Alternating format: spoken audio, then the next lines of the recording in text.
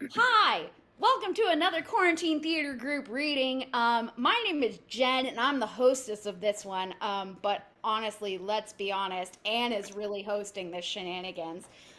Because anyway, it's the First Wives Club. We're gonna fucking do this shit. Anyway, let's introduce all of our friends. One of our lovely scene description peeps is Logan. He is also playing Mr. Bill. We also have Jared, who is going to be playing Aaron, my husband. Um, Things we never thought we'd say when we were working at Disney, right? And Chelsea, who is playing Morty, that husband. Yes. Angie is playing Goldie Hawn's fabulous character, Elise. And then Anne is Brenda, Bette Midler in the making work. And then I'm so sorry because I'm Annie. I'm Diane Keaton. And anyway, I think we've got that all fucking together. Karina is also giving us all of the Chris and Cynthia, and also everything just turned like full on nighttime mode on my computer. Sorry, I'm distracted. Here we go. Let's go. Logan, yay! The First Wives Club by Robert Harling, based on a novel by Olivia Goldsmith. Established Barnard College, morning 1969. Students hurry across the campus in caps and gowns. Interior dorm room day. We find Annie McDougan, Brenda Morelli, and Elise Elliott, all seniors prepared for graduation. Annie is an innocent, slightly timid, nurturing sort, a good girl from Connecticut. Sharp-witted, savvy Brenda enjoys a Snickers bar. Elise is a regal beauty and a born actress. All three women are pulling on their caps and gowns, finishing packing, etc. Elise sits before a mirror, studying her blonde bouffant, and adding finishing touches with a comb and a can of hairspray. Well, but where's Cynthia? We have to get going, don't we? Calm and collect, Annie. She said she had a surprise. How is this? Is this heaven? Annie and Brenda also appear in the mirror, studying Elise. I mean, I just wanted to tell you, Elise, you're so gorgeous. It's lovely. It's solid. Cynthia Swan enters, a bright, outgoing senior in her cap and gown. She carries a stack of gift boxes, which she tosses to the other girls. Here, open, put them on. The girls all take out strands of pearls and start putting them on. Cynthia, oh my god, you shouldn't have done this. It's too much. Oh, I don't think so. It's just enough. Cynthia, these are perfect with my hair. I just wanted you all to know how much I love you. Oh, Cynthia. Cynthia. But you didn't have to buy us pearls. But aren't you glad she did? You can all write me nice notes, but right now we need a toast. A toast. Annie holds up a bottle of champagne. From my folks! As Annie pours the champagne into Dixie cups, Cynthia sets up a camera on a timer atop a bureau or a stack of luggage. To Annie, please, and Brenda. And Cynthia, our valedictorian. And your hair. The four girls pose together for the camera. All right, we are now bound together forever by friendship and love. Enjoy. And we are always, always going to be there for each other. Got that? I'm gonna cry. Here we go for the rest of our lives. 1, 2, 3. The flash goes off. Freeze on the photograph of the four jubilant young women with their arms around each other. Dissolve to 26 years later, 1995. Close on the 1969 graduation photo of Annie, Brenda, Elise, and Cynthia. It's mounted on a photo album. Pull back to reveal Cynthia Swan Griffin, now in her mid-40s, staring at these pictures, fingering her pearls. Her face is tracked with tears. She's miserable. We are interior Cynthia's Park Avenue apartment bedroom late afternoon. Cynthia sits in a very decorated bedroom. The daily newspapers have been flung about. She's been drinking. Cynthia turns back to her desk, sobs, and seals some envelopes. Someone approaches Cynthia from behind.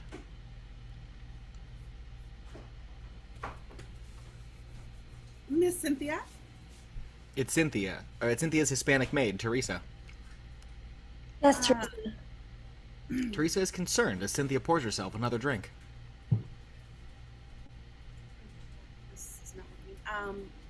Miss Cynthia, please get happier. I don't like you this way. Neither do I.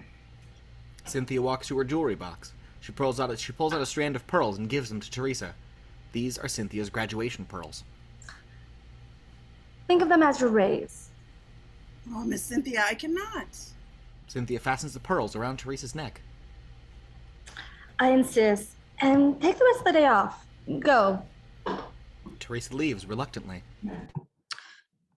Oh, Teresa, could you mail these, please? Thank you. Interior Cynthia's living room later. Angle on a bronze bust of Gil Griffin's head on a pedestal. The bust looks proud and arrogant. Cynthia fills her glass to the brim with Stoli.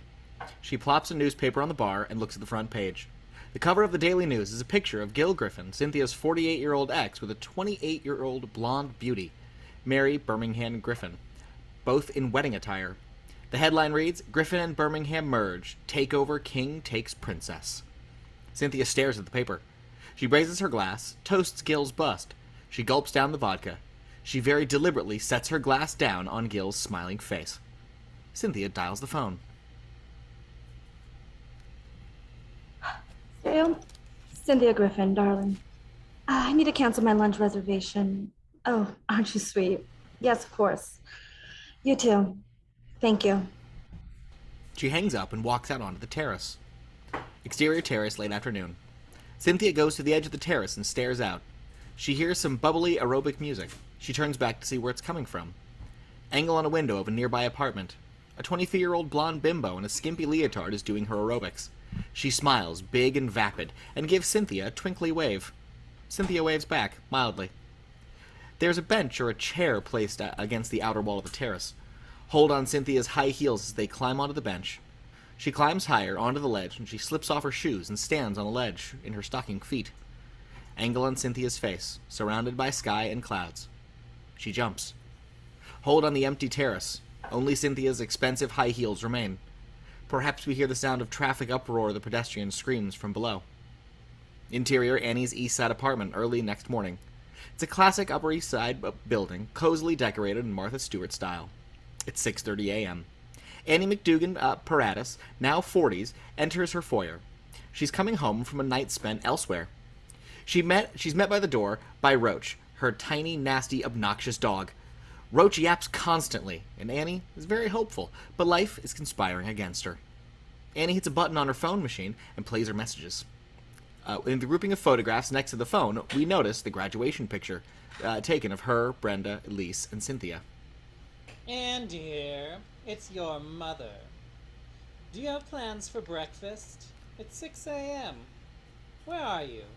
I don't like that. Annie looks a little bit guilty and cuts off the machine. Interior Annie's kitchen, morning. Annie enters. At the kitchen table, sipping a cup of coffee, is Annie's grad student daughter, Chris Paratus. Annie didn't expect her to be in here. We can tell that Chris has built up a head full of steam over something. Chris! I thought you were going back to campus yesterday. My morning classes was canceled. I'll go back today. Where were you last night? At a friend's. You were with Daddy, weren't you? Mom, I'm so disappointed in you. Sweetheart, I'm sorry, but I mean, he is your father. But he's using you. You shouldn't let him. Oh, no, you're so bright. Well, but it's just not that simple, darling. I love your father, and he loves me. And it's just also, You're a doormat. what's wrong, honey? It's at school? It's at some boy? I'm a lesbian, Mom. This is news. What? Yeah, there, I said it. I love you so much. I've been wanting to tell you like this forever. Annie is trying to process this information when a door slams, interrupting Chris's train of thought. Darling, when you say lesbian, But don't tell Daddy. I want to tell him myself, like when the time is right, like Father's Day or Christmas morning. Catherine McDougan, Annie's mother, enters. She is crisp, pulled together, and very assured. Roach yaps enter a higher frequency. Annie doesn't need this.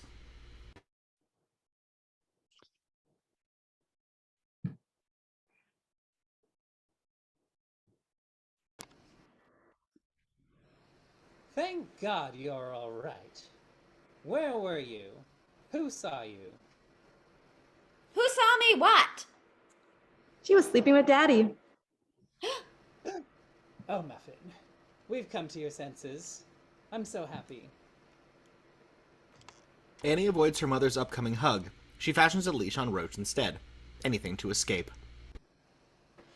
I'm not sleeping with Aaron. He's having trouble with his partners.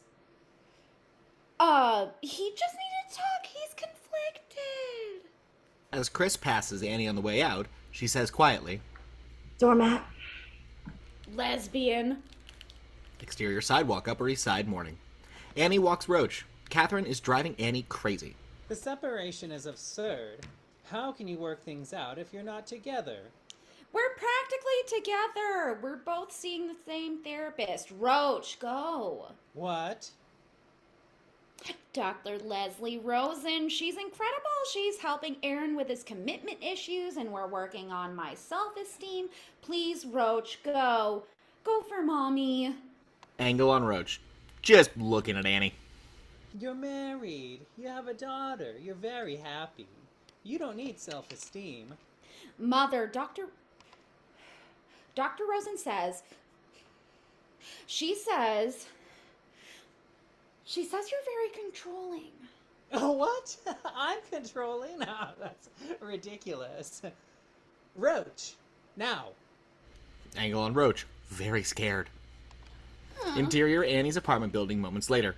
The elevator door opens. Annie's on her hands and knees, scooping Roach's shit off of the elevator carpet.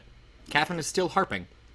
But what will if Aaron finds someone else? Then where will you be? You're alone, Mother, and yet you manage to function on some bizarre, twisted level. Because I'm strong. You're not. You'll fall to pieces. Thank you. Oh my God, I'm you your sound like my mother. own mom. Damn. She points to some dog shit which Annie missed. Perfect. Interior, Annie's kitchen moments later. What if I found someone else? What if? I mean, maybe. Isn't that possible? Oh, honey, you're 46. A woman your age has a greater chance of being slaughtered by a psychopath.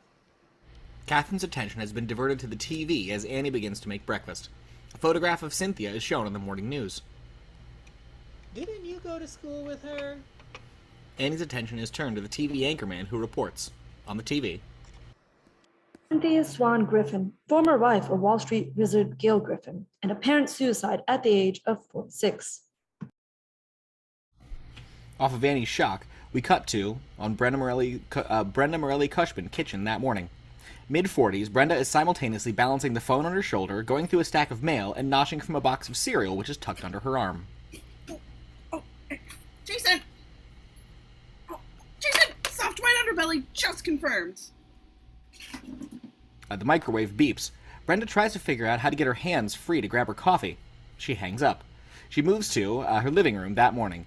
Brenda's apartment is best described as an eclectic West Side exuberance. This could be best describe her appearance as well. She calls to her son in the other part of the apartment. Jason! Got the band you wanted! Jason! Brenda's 13-year-old Jason Cushman saunters into the living room with his Walkman blaring in his earphones. His focus is focus on his Game Boy. Brenda raises her voice to penetrate through the fog as he opens the door to leave.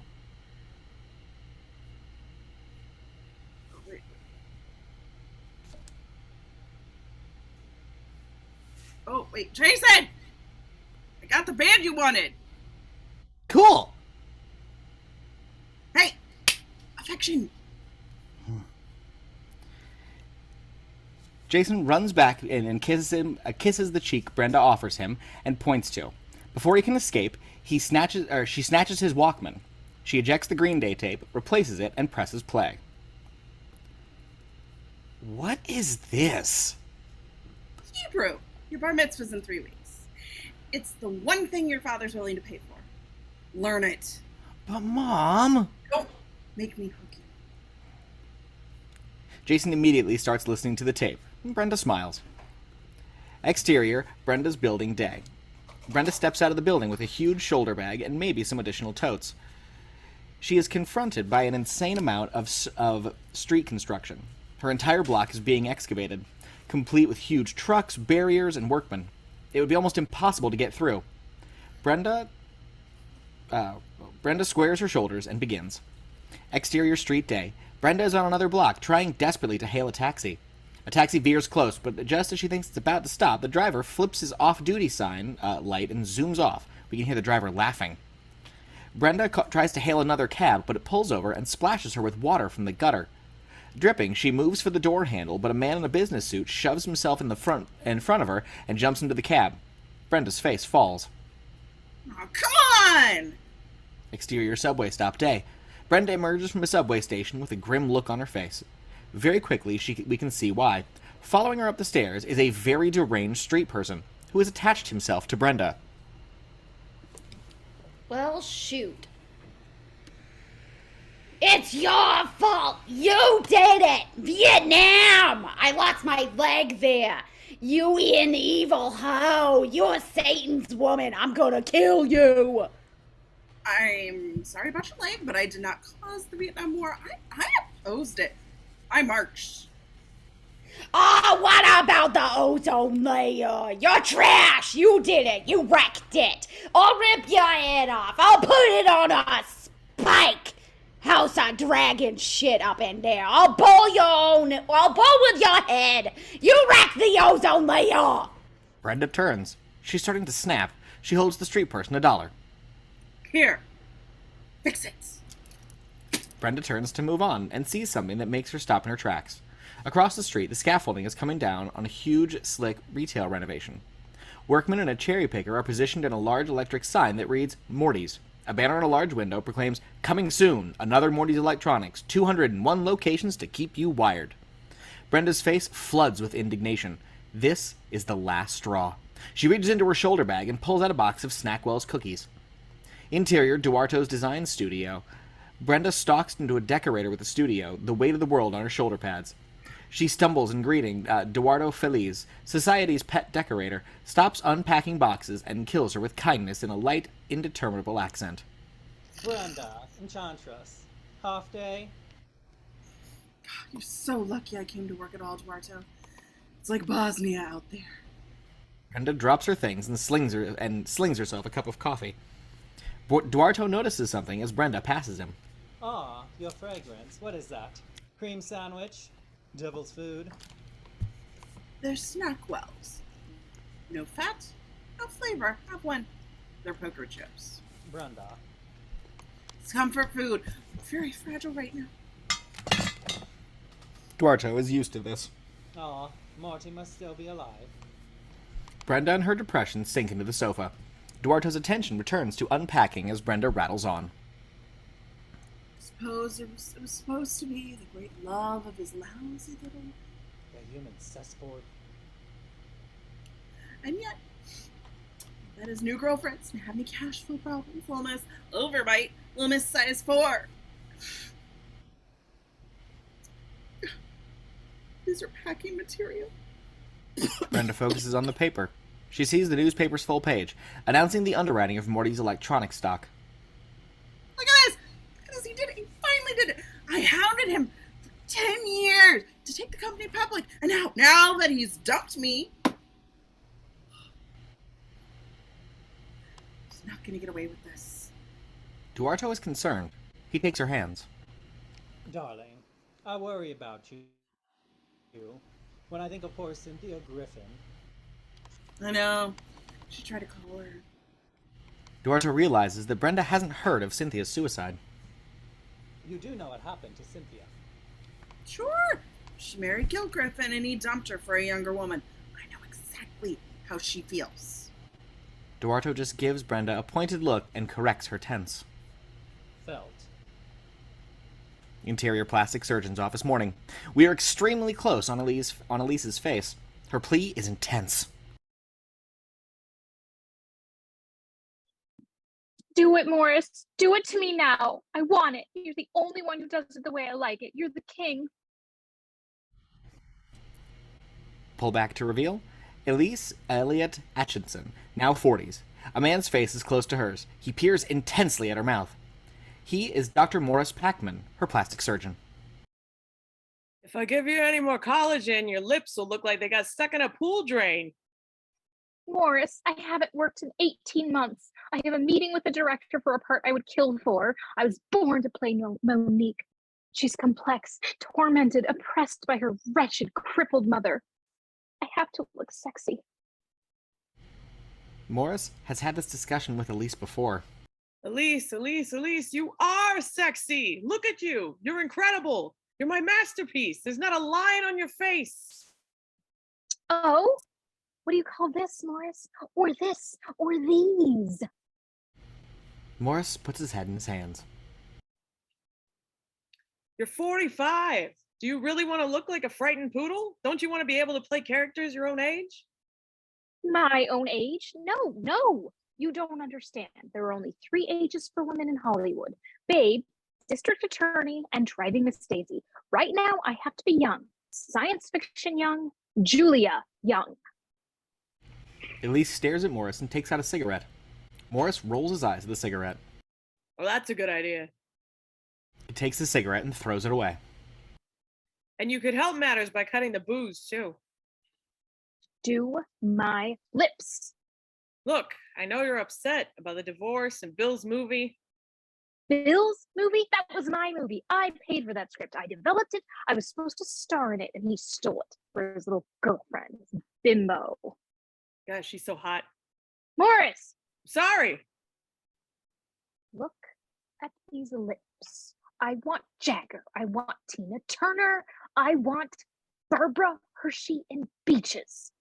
No, I can't. Fill them up. Exterior Manhattan sidewalk morning.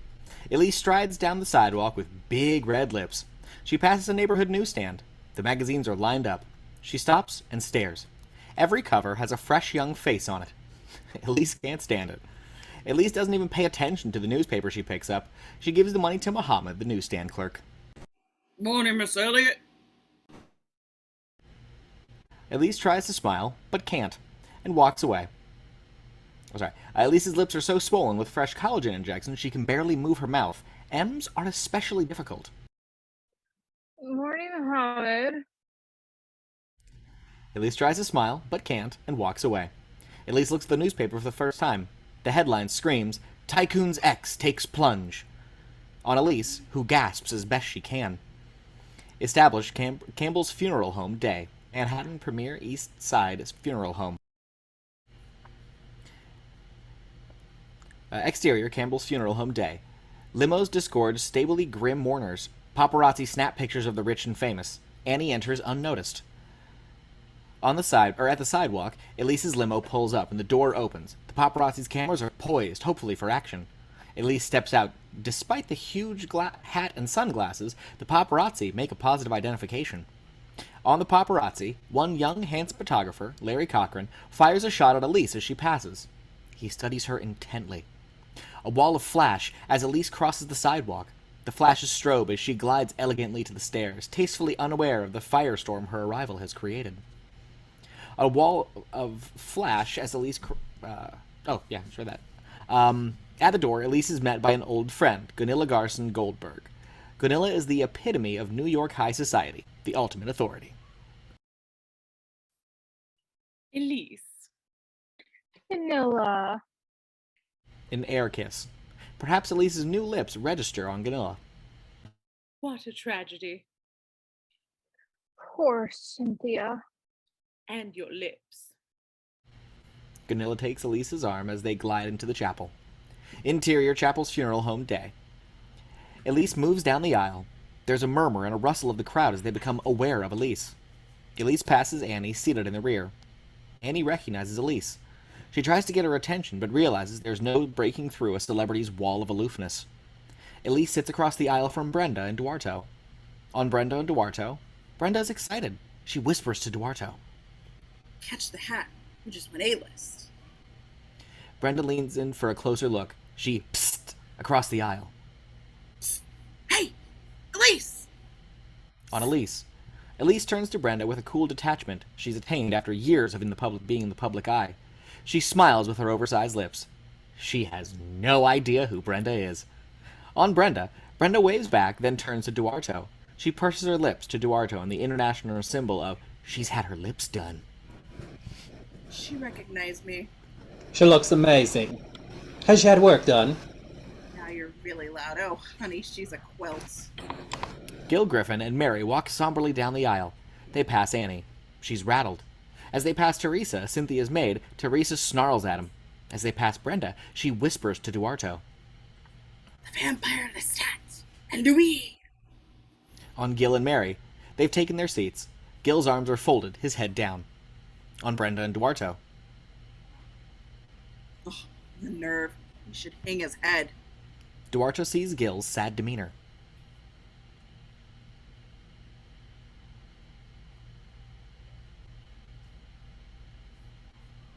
Speak up!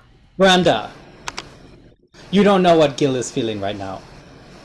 On Gil and Mary, despite the grave facade, we see that Gil is subtly using his fingers to feel Mary's breast. Mary smiles at him shyly. The service begins. Interior funeral home voyeur day. Everyone is filing out of the chapel. Elise, drowning in a sea of emotions, seeks out Brenda and Elise. She spies Elise and goes right up and greets her warmly. I knew you'd be here. It's a silent, pregnant beat, followed by a warm hug. Annie, it's been too long. You're wearing our pearls. Jesus. Well, Annie they nods. also just fell down. Yes. Elise dabs tears behind her mega sunglasses. Brenda appears. She's tentative, somewhat intimidated. Hi, Brenda. Brenda Morelli. The emotion of the moment is heightened. They all embrace, tears. Oh my god. Oh my god! Brenda, you look so wonderful. Really. Really, you too? You look... It's uncanny. You haven't changed. Oh, Brenda. Dear, funny, yearning Brenda. Gil and Mary Griffin pass them. Annie tries to cover her disgust. Brenda's eyes spear Gil. Elise looks at Mary, the younger woman, with loathing. After a respectful moment of grief, Elise sighs. Well, this is a bitch. Could we? I know this sounds odd after, but I'd really love to. Lunch? No, you're right. It's too much. It's not right. Poor Cynthia. I have a car. The limo?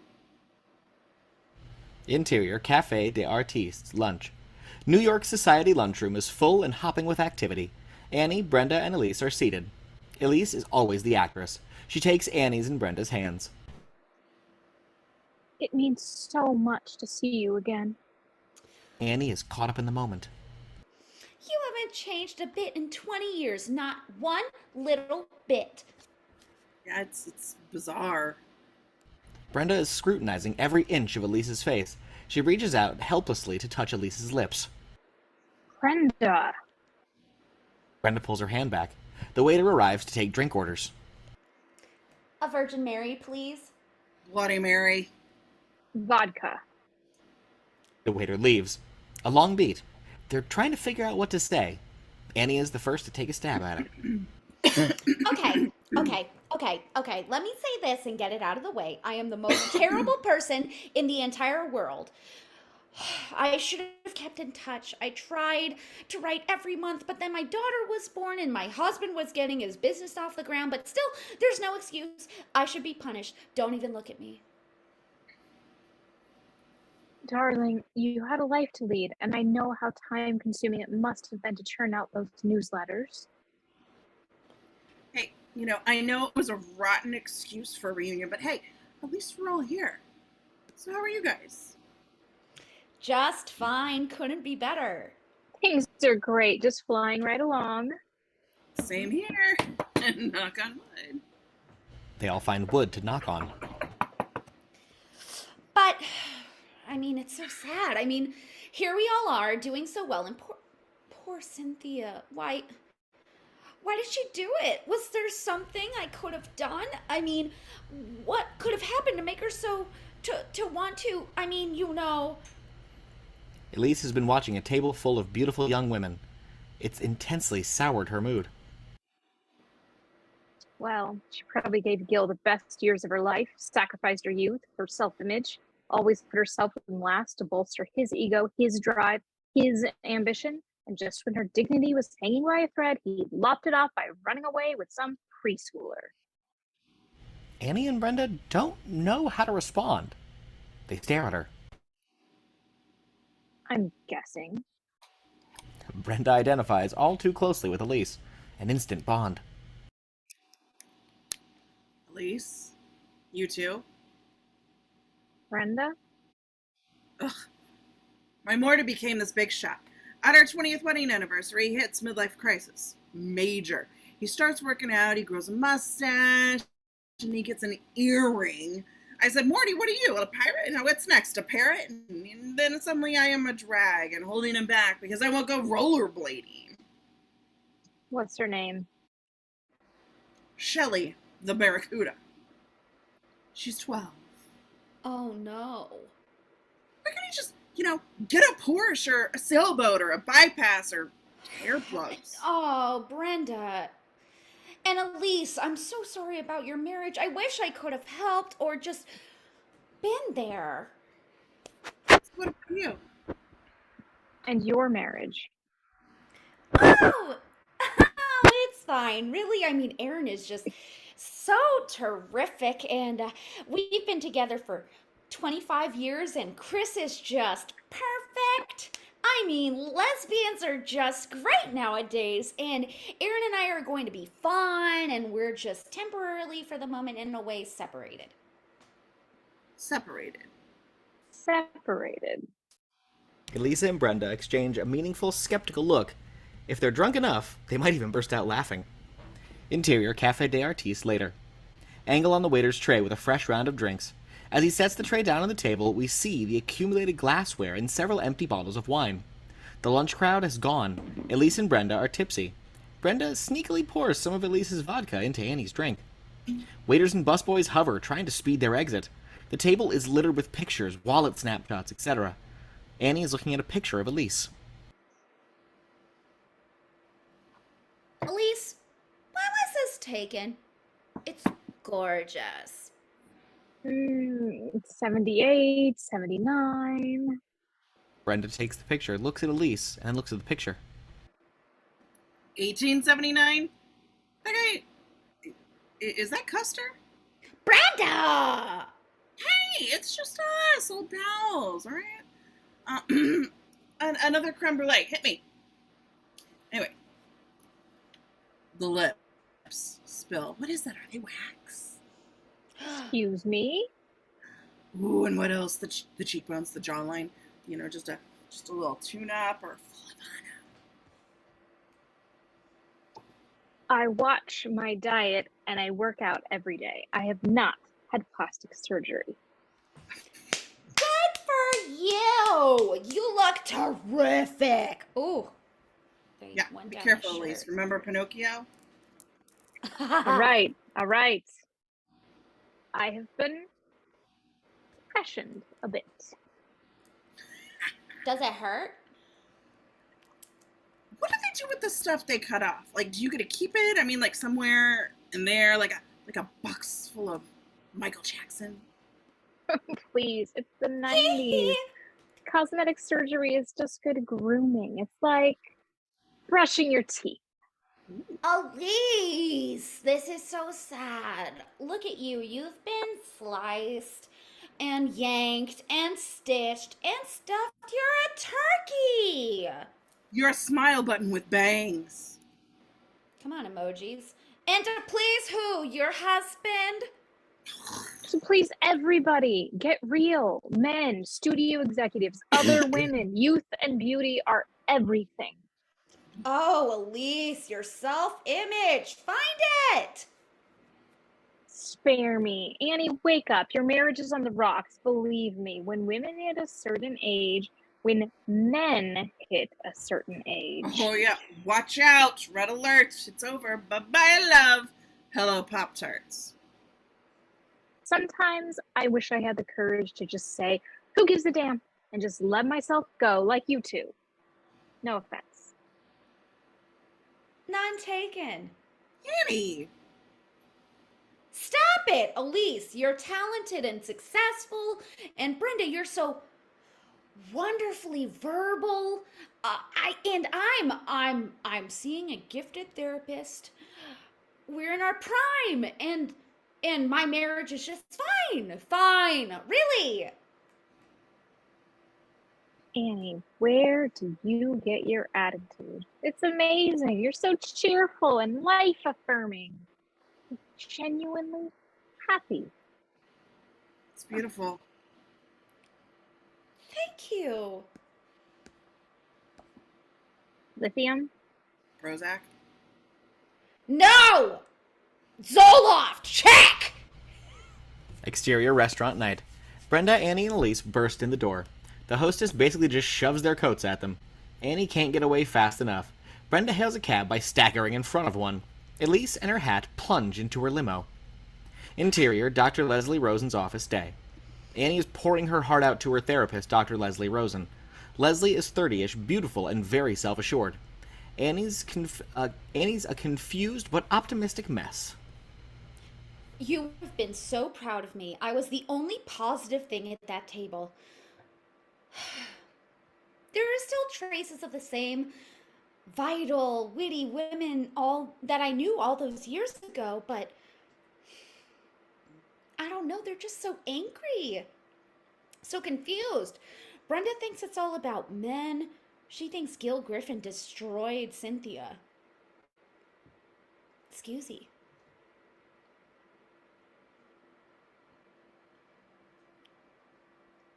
Dr. Rosen?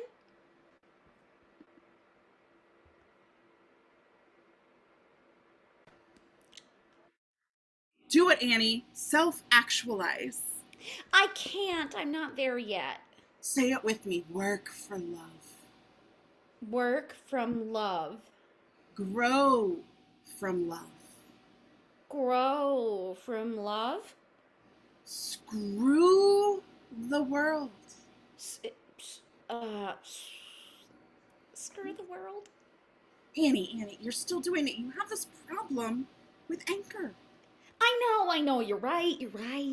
I can never, my mother in Connecticut and loud noises. And Aaron. Aaron loves me. I know know he doesn't. does. Oh, wait. Oh, well, I also love him. Sorry, he left you.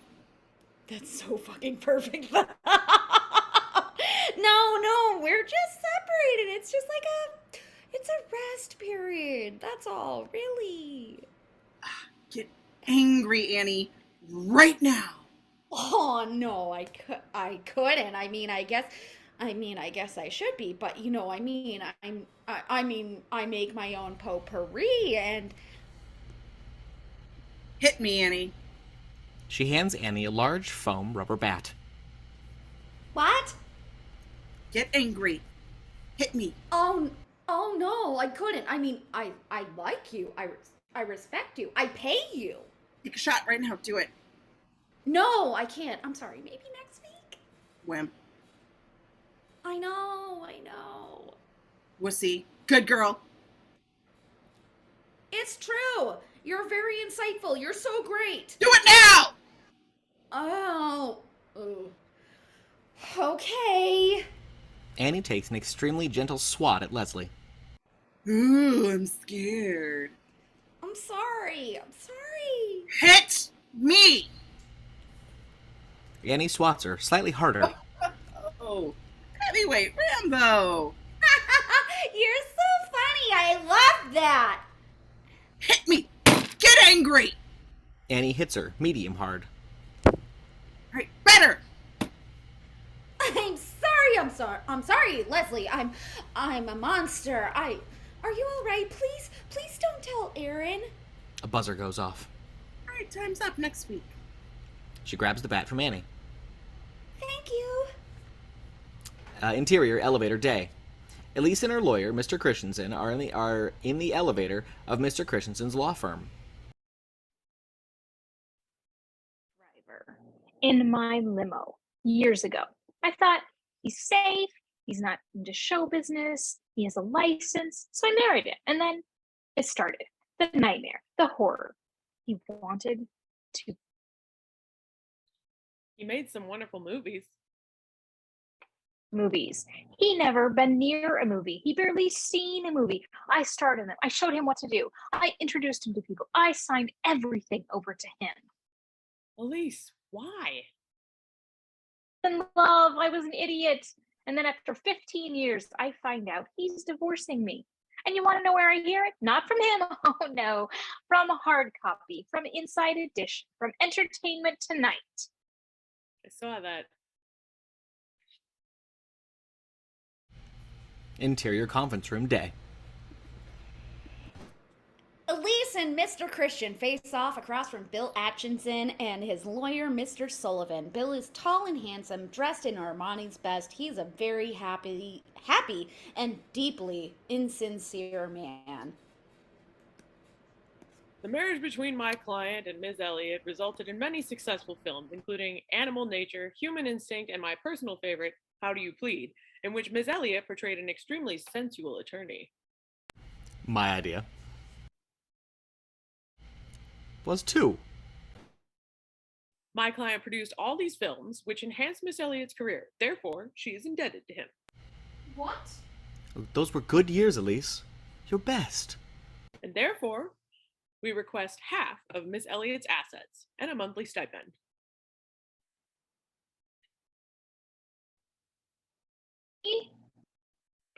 Shh, this is just a preliminary. As for the possessions, the sculpture, art, Japanese porcelain, and important objects collected during the marriage, my client feels it would only be fair for Miss Elliott to dispose of the collection and divide the proceeds in an even split. Elise begins to speak again, outraged. Mr. Christian puts his hand on her shoulder, silencing her. Interior law firm, elevator. Elise and Mr. Christian approach the elevator bank. Bill and Mr. Sullivan are waiting for the elevator. Elise lashes out. Sweetie. Amoeba, you no talent suction cup. We were a team. A great one. I taught you everything. Our movies only got made because I agreed to be in them. And then you take my best script, my jewel, my baby, my dream, and you steal it. And you make it with somebody else. Some bionic Barbie. Elise, I love you. But as a producer, I had to make the tough decisions. The role demanded a sex symbol. Sex symbol. To your generation. It was written for me. Elise, come on. Policewoman by day, hooker by night. Great flick. Gritty. Have you seen it? Get a job, and now you want me to pay you alimony. She's not really like this. The elevator opens and Bill steps in.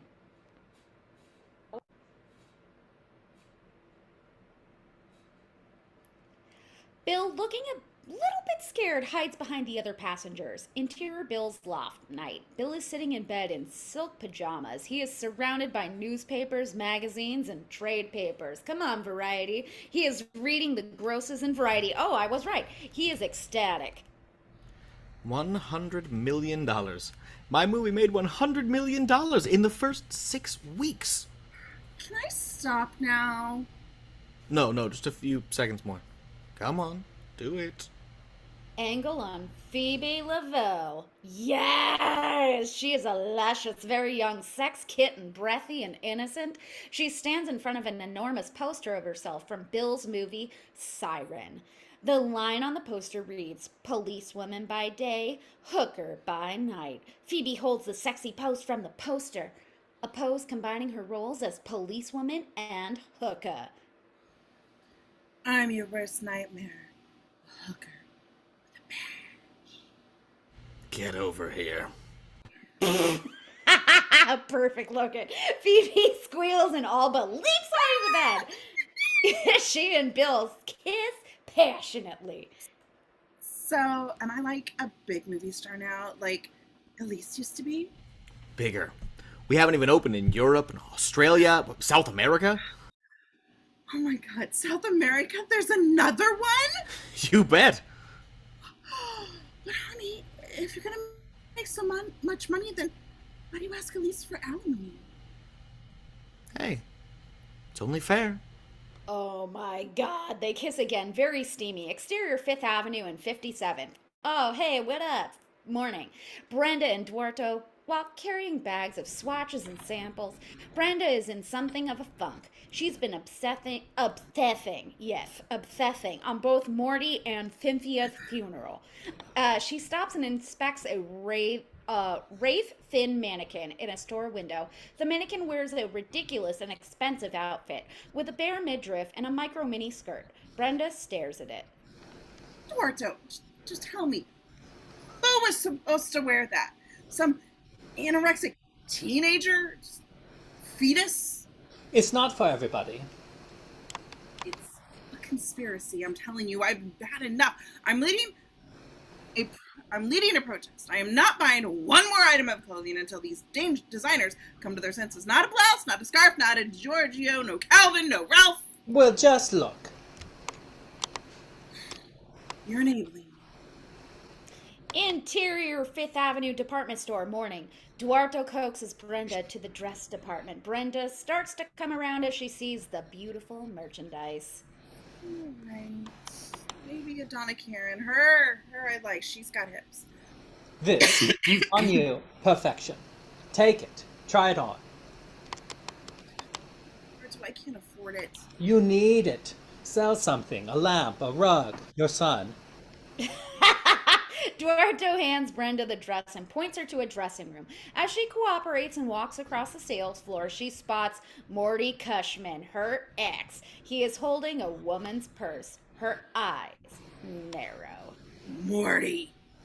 Morty is mortified, Duarto hides. Several shoppers notice. Brenda, please, don't embarrass me. I'll tell you what's embarrassing. Being hassled by Mr. Zarkowski in the elevator because I'm behind in the condo payments. That's embarrassing. Worrying about putting Jason through college. That's embarrassing. Brenda, you don't listen. 20 years, you never listen. Here, try this. Go to a fitting room. Isn't this nice? I could use this. It's a good color. But how would I pay for it, Morty? What would I use for money? The company is expanding, not me. I'm not rich. Liar, you're lying. You twitch when you lie, and your hairpiece is jumping like a muppet.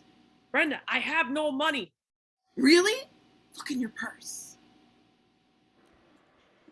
At that moment, the young and breathtaking Shelley Newberg emerges from the dressing room.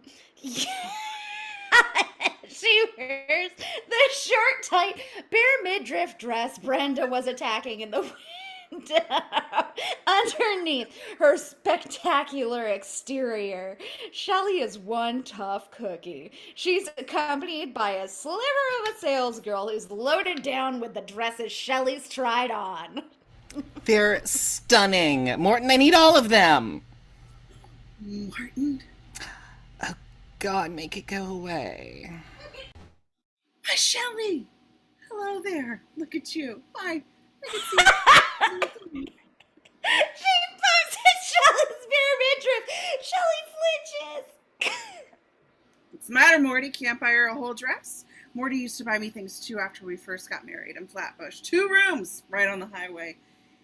He'd bring me little presents. For no reason at all. Mousetraps, Roach Motel. Shelley levels her withering glance at Brenda. Curious shoppers listen. Morty, shouldn't she be, like, in a tower? Morty tries to defuse the situation. He takes addresses from the sales girl. Friend, these are for a very special occasion. What? Are you getting married or are you going to adopt her? Oh, wait. A special occasion. Is she going to let you be on top? Excuse me, Brenda, are you in the right department? Do they carry your size? Oh, cut to the quick. Brenda looks at Morty for a moment, then bolts. Oh my god, I love you so much, Logan. At the escalators, wiping tears of anger, she snags Duarto, who's hiding among the Christian LaCroix, and races down the escalator. Let it go, Brenda. You have to let Murray go. I can't. Did you see him with all that cadaver? Ugh. Gotta make. Ugh. Brenda, you're killing yourself. You're hyperventilating. Does anyone have a Snickers? Cool story, Hansel. Established Grand Park Avenue office building day. Interior Griffin Federated Funds conference room afternoon. Guys.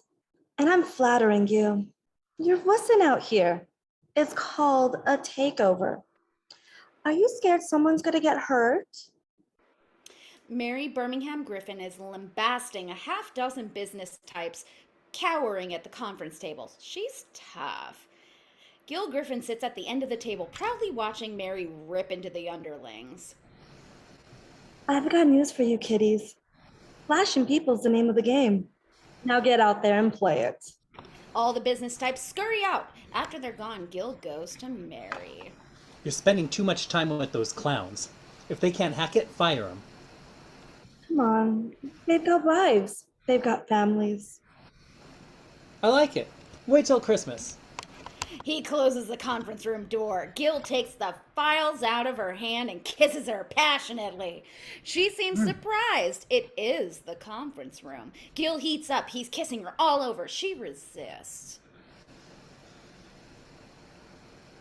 Yeah, don't make me call security. Yes, girl! He grabs her tighter. She wrests free from his grasp and pushes a red button marked security at the head of the table. Interior security office. 2 security cops are watching TV when the red light on the panel buzzes and flashes. Conference room! They jump up, grab their gun belts, and head out the conference room. Gil pulls up Mary's skirt and pins her to the table, struggling. In the elevator, the security cops dash into the elevator. The conference room. Gil's hand is over her mouth. The sex is rough and intense. At the elevator, ding! The elevator opens up on the 50th floor. The cops rush out the conference room. Mary's in the throes of orgasm as Gil intensely approaches his. Outside the conference room doors, the cops position themselves, then fling open the door. The conference room. Mary stands with an open file folder, showing Gil a chart. They're totally composed. The guards' entrance, it alarms Mary. My God, what happened? The alarm, it went off. Oh, I'm sorry. Mary must have pushed it by mistake again. We've got to get that damn thing repositioned. Sorry about your wife, Mr. Griffin. What? Oh, ex-wife. Right. Cops leave. Mary looks at the clock on the wall, then at Gil. They're getting faster. Interior restaurant. Lunch. Elise lunches with Brett Artunian, the hot, funky young director, and I have to put on my fake beard. Hold, please. Sorry about it. Oop, here we go. There it is. Okay, perfect. He's a hot-ass bitch. Come on, Timothy. Elise is carefully hiding her anxiety despite her desperation for the role. So, you've read the script? Brett, you are so gifted. Hey.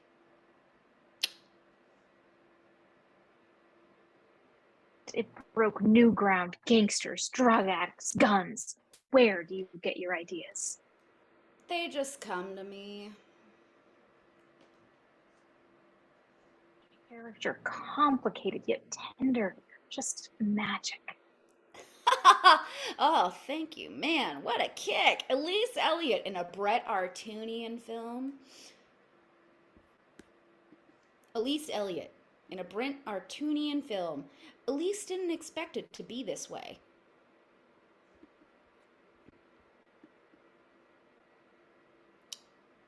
Oh, well, didn't your people tell you? You're my first choice. Big Bang. Yumma lady.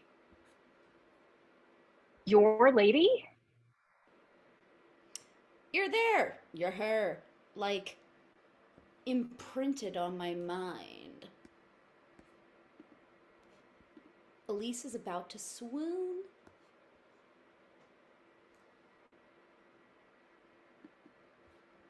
Okay, well, I think we go for grotesque. Elise snaps out of her reverie.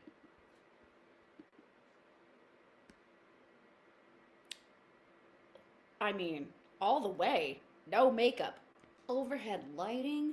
Bring out every wrinkle, every crack. Play the crone card. I mean, with you up there, Monique's mother won't be just another Jurassic flesh bag in a wheelchair. She's epic. Like Elise Elliott, the Crypt Keeper. Off of Elise's reaction as we cut to interior, the St. Regis. King Cole room, 5 o'clock. Elise looks at herself in the bar mirror as she commiserates with Maurice, the waiter. He wants me to play the mother. The mother! Maurice, I ask you, is this the face of a mother? Well, well, no, ma'am. No, ma'am, not mine. Annie's Kitchen night. Annie's Kitchen is signature chaos. Roach yaps. An oven timer buzzes. Catherine's pouring the boiling water off the pasta as she criticizes. The phone rings. I'm not saying this to criticize, but you have no feeling for noodles. Annie wants to stab Catherine with the meat fork, but she answers the ringing phone instead. Hello? Yes? Aaron? Roach snarls and yaps louder, and Catherine looks hopeful. Yes? Aaron? Well, nothing major. Pasta with mother. And this registers on Catherine. I'm glad to hear you say that. Really? When? You say? Okay. Annie hangs up. Catherine's holding her breath. We're having dinner. Dinner! Do you know what that means? I bet it means that he's reprioritized and he's probably worked through all of his relationship phobias and his fears of intimacy and his thing about meat poisoning his food, and he's probably ready to recommit. Catherine claps her hands in joy. Roach's yaps escalates. God bless him. Yes. And Annie tosses her apron aside and turns off the stoves and begins to exit. Annie, Yes, Mother. I'm begging you. This is your last chance. Mother. Please. For me, moisturize. Seriously. Annie, too excited to be truly furious, does a mock scream and hugs Catherine. Interior Brenda's apartment, early evening. Brenda enters her apartment after a long day. She hits the play button on her answering machine. A message from Jason. Mom, I'm staying the night at Dad's. Don't worry, I'm studying. Baruch atah Adonai. You happy now? No, you could use some more. Anyway, Brenda smiles. Good kid. But what to do with her evening? She goes to the refrigerator. Taped to the refrigerator door are pictures of, in order, Kate Moss, Twiggy, and a skeleton of the remains of an Egyptian mummy. Wow, I'm really, really happy that they changed that to just a bunch of, like, fluffy ladies instead of, like, thin spout. Anyway, Brenda backs off. Interior rainbow room night. Annie enters. She looks fabulous. She scans the floor. Her eyes rest on Aaron Paradis. seated at a dance floor table. He stands when he sees the ravishing Annie. Yeah, bitch. Aaron's handsome, dashing, born to conquer. He's impressed with Annie's entrance. Fuck yeah. Annie reaches Aaron's table just as the band strikes up a sexy Latin dance tune. Oh, all right. Without saying a word, she extends her hand and glamorously pulls Aaron onto the dance floor. Aaron is under her spell. They dance very well together. Annie spins provocatively away from Aaron. They smile at each other. Annie spins back into Aaron's arms. Pretty sure, Jared, you don't want any of this. Anyway, she blows softly into his ear, and he responds by pulling her closer and nuzzling her neck. Annie smiles blissfully. Interior, St. Regis, King Cole room. Night. Elise has retreated to a darkened corner of the bar. A votive candle flickers on the table. She's seriously drunk. Maurice approaches, and she snags him. I'm Monique. I'm not Monique's mother. Angela Lansbury is Monique's mother. Shelley Winters is Monique's mother. Sean Connery is Monique's mother. Perhaps coffee? I take it back. Sean Connery is Monique's boyfriend. He's 300 years old, but he's a stud. I'm not happy, Maurice. Yes, I'm gonna get you that coffee now. All right, interior movie theater night. Angle on the screen. We are watching a movie with Sean Connery and a younger woman. Angle on Brenda, watching the movie by herself. Interior, the Greenhouse restaurant, late night. Brenda stops at the maitre d' station. A slinky, vixenish hostess gestures for Brenda to follow and purrs. Will it be just you this evening? Brenda is seated. The busboy appears to whisk away the second place setting. He speaks little English and he gestures a lot. Solo, by yourself? Perfect, Chelsea. Brenda nods, self-consciousness growing. He's gone. She looks around. The place seems to be filled with happy couples, having a swell time. The waiter appears with a menu. Just one? Brenda is really feeling the sting of solitude and resents it. Yes. Restaurant patrons turn to look at Brenda. This makes her even more contentious. She stands. All right. It's just me, all alone, by myself. Okay? Okay. She sits back down, opens her menu. A wealthy, well-dressed couple is leaving. They pass Brenda's table. The wife pauses. She looks at Brenda with pity. She looks at her husband. The husband hands his wife some change, which she leaves in Brenda's wine glass. Ugh. Exterior, the St. Regis Hotel, night. Brenda passes the hotel and turns the corner, disappearing into the night as Elise exits the St. Regis and walks down the sidewalk. She walks very stiffly, overcompensating for her drunken state.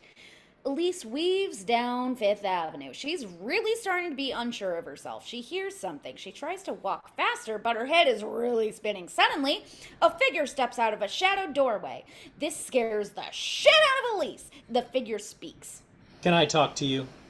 A terrified Elise screams. The voice panics. Oh, don't scream! Stop it! Elise starts hitting at the figure. The man grabs her hands. It's Larry Cochran. Don't scream! Stop it! Oh, don't be stupid! What? You want my purse? Here. Elise breaks away, smashing his face with her large, heavy purse. Oh! I don't want your purse. Why not? It's Fendi. I paid for it with my money. Take it. Take it. Elise continues bludgeoning Larry. He's on the sidewalk now with Elise straddling him. Yes, work. Whipping him with his backpack. The contents of the backpack, paper, gym clothes, etc. fly everywhere. Thought you could mug Monique's mom, huh? Thought you could beat mug Best Supporting, huh? I don't think so. Police! Help! Elise's cries are ludicrous because it's Larry that's in danger. Larry manages to fend off Elise's blows and get a word in. Stop! Miss Elliot, I'm not a mugger. Stop! I'm a photographer. Elise has him pinned, so she stops whacking him. What? I'm a photographer, and I took a really great picture of you. I wanted you to have it. Look in my bag, honest. Elise keeps the heel of her shoe against Larry's throat as she rummages in his bag. She pulls something out. It is a wonderful picture of her. Elise just stares at the photo. This has all been too much. She starts to weep uncontrollably. Very good. What lens did you use? Can I get up? Elise realizes how badly she's hammered Larry. She helps him up. Oh God, you're bleeding. You have to lie down. Elise stumbles and falls out of frame. Interior Elise's Fifth Avenue apartment living room night. Elise, who can barely stand up herself, staggers in, helping the bleeding Larry. She turns the lights on. The apartment is a shrine to Elise's stardom. There are gorgeous pictures of her everywhere, along with awards and framed posters and magazine covers. Elise immediately collapses on the sofa. Oh my God! Look at this! It's amazing! It's like a museum of you! It's like, tour. Help yourself to the medicine chest. I'm okay, thanks. This is so great. I mean, I've been such a fan of yours ever since I was little. What? It's just, I can't believe I'm really here. I mean, my mom and dad, they love you. What about Grandpa? His favorite. I'm joking. I'll go. Just, can I kind of leave this with you? Larry pulls a typescript out of his beat-up bag. It's in bad shape, pages torn. He smooths it together as best he can. What is it? It's, my play that I wrote. I thought you were a photographer. I am, but I write too. It has a great role for a mature woman. Get out. Oh, I'm going. I'm sorry. Larry is out the door. He pokes his head back in. You were in my locker, right next to my gym shorts. Out. Larry exits, shutting the door. Perhaps Elise stumbles to the door to make sure it's closed. She accidentally catches sight of herself in a mirror and she screams and passes out. Interior Aaron's hotel bedroom, living room, night. Love making is over. Annie kisses Aaron and gets out of bed. She begins to dress. I should go. I know. But tomorrow, we could start moving your things back. I mean, if that's okay. I hated having your side of the closet all empty. Dr. Rosen would be so proud of us. I wish she were here. Well, I mean, not literally. But I just can't wait to tell her how we worked everything out. It's like we should get therapy gold stars. Oh, Annie. I do love you. Aaron. And I want a divorce. A beat. Annie can't quite believe what she's heard, but... Annie, calm down. But, we just made love!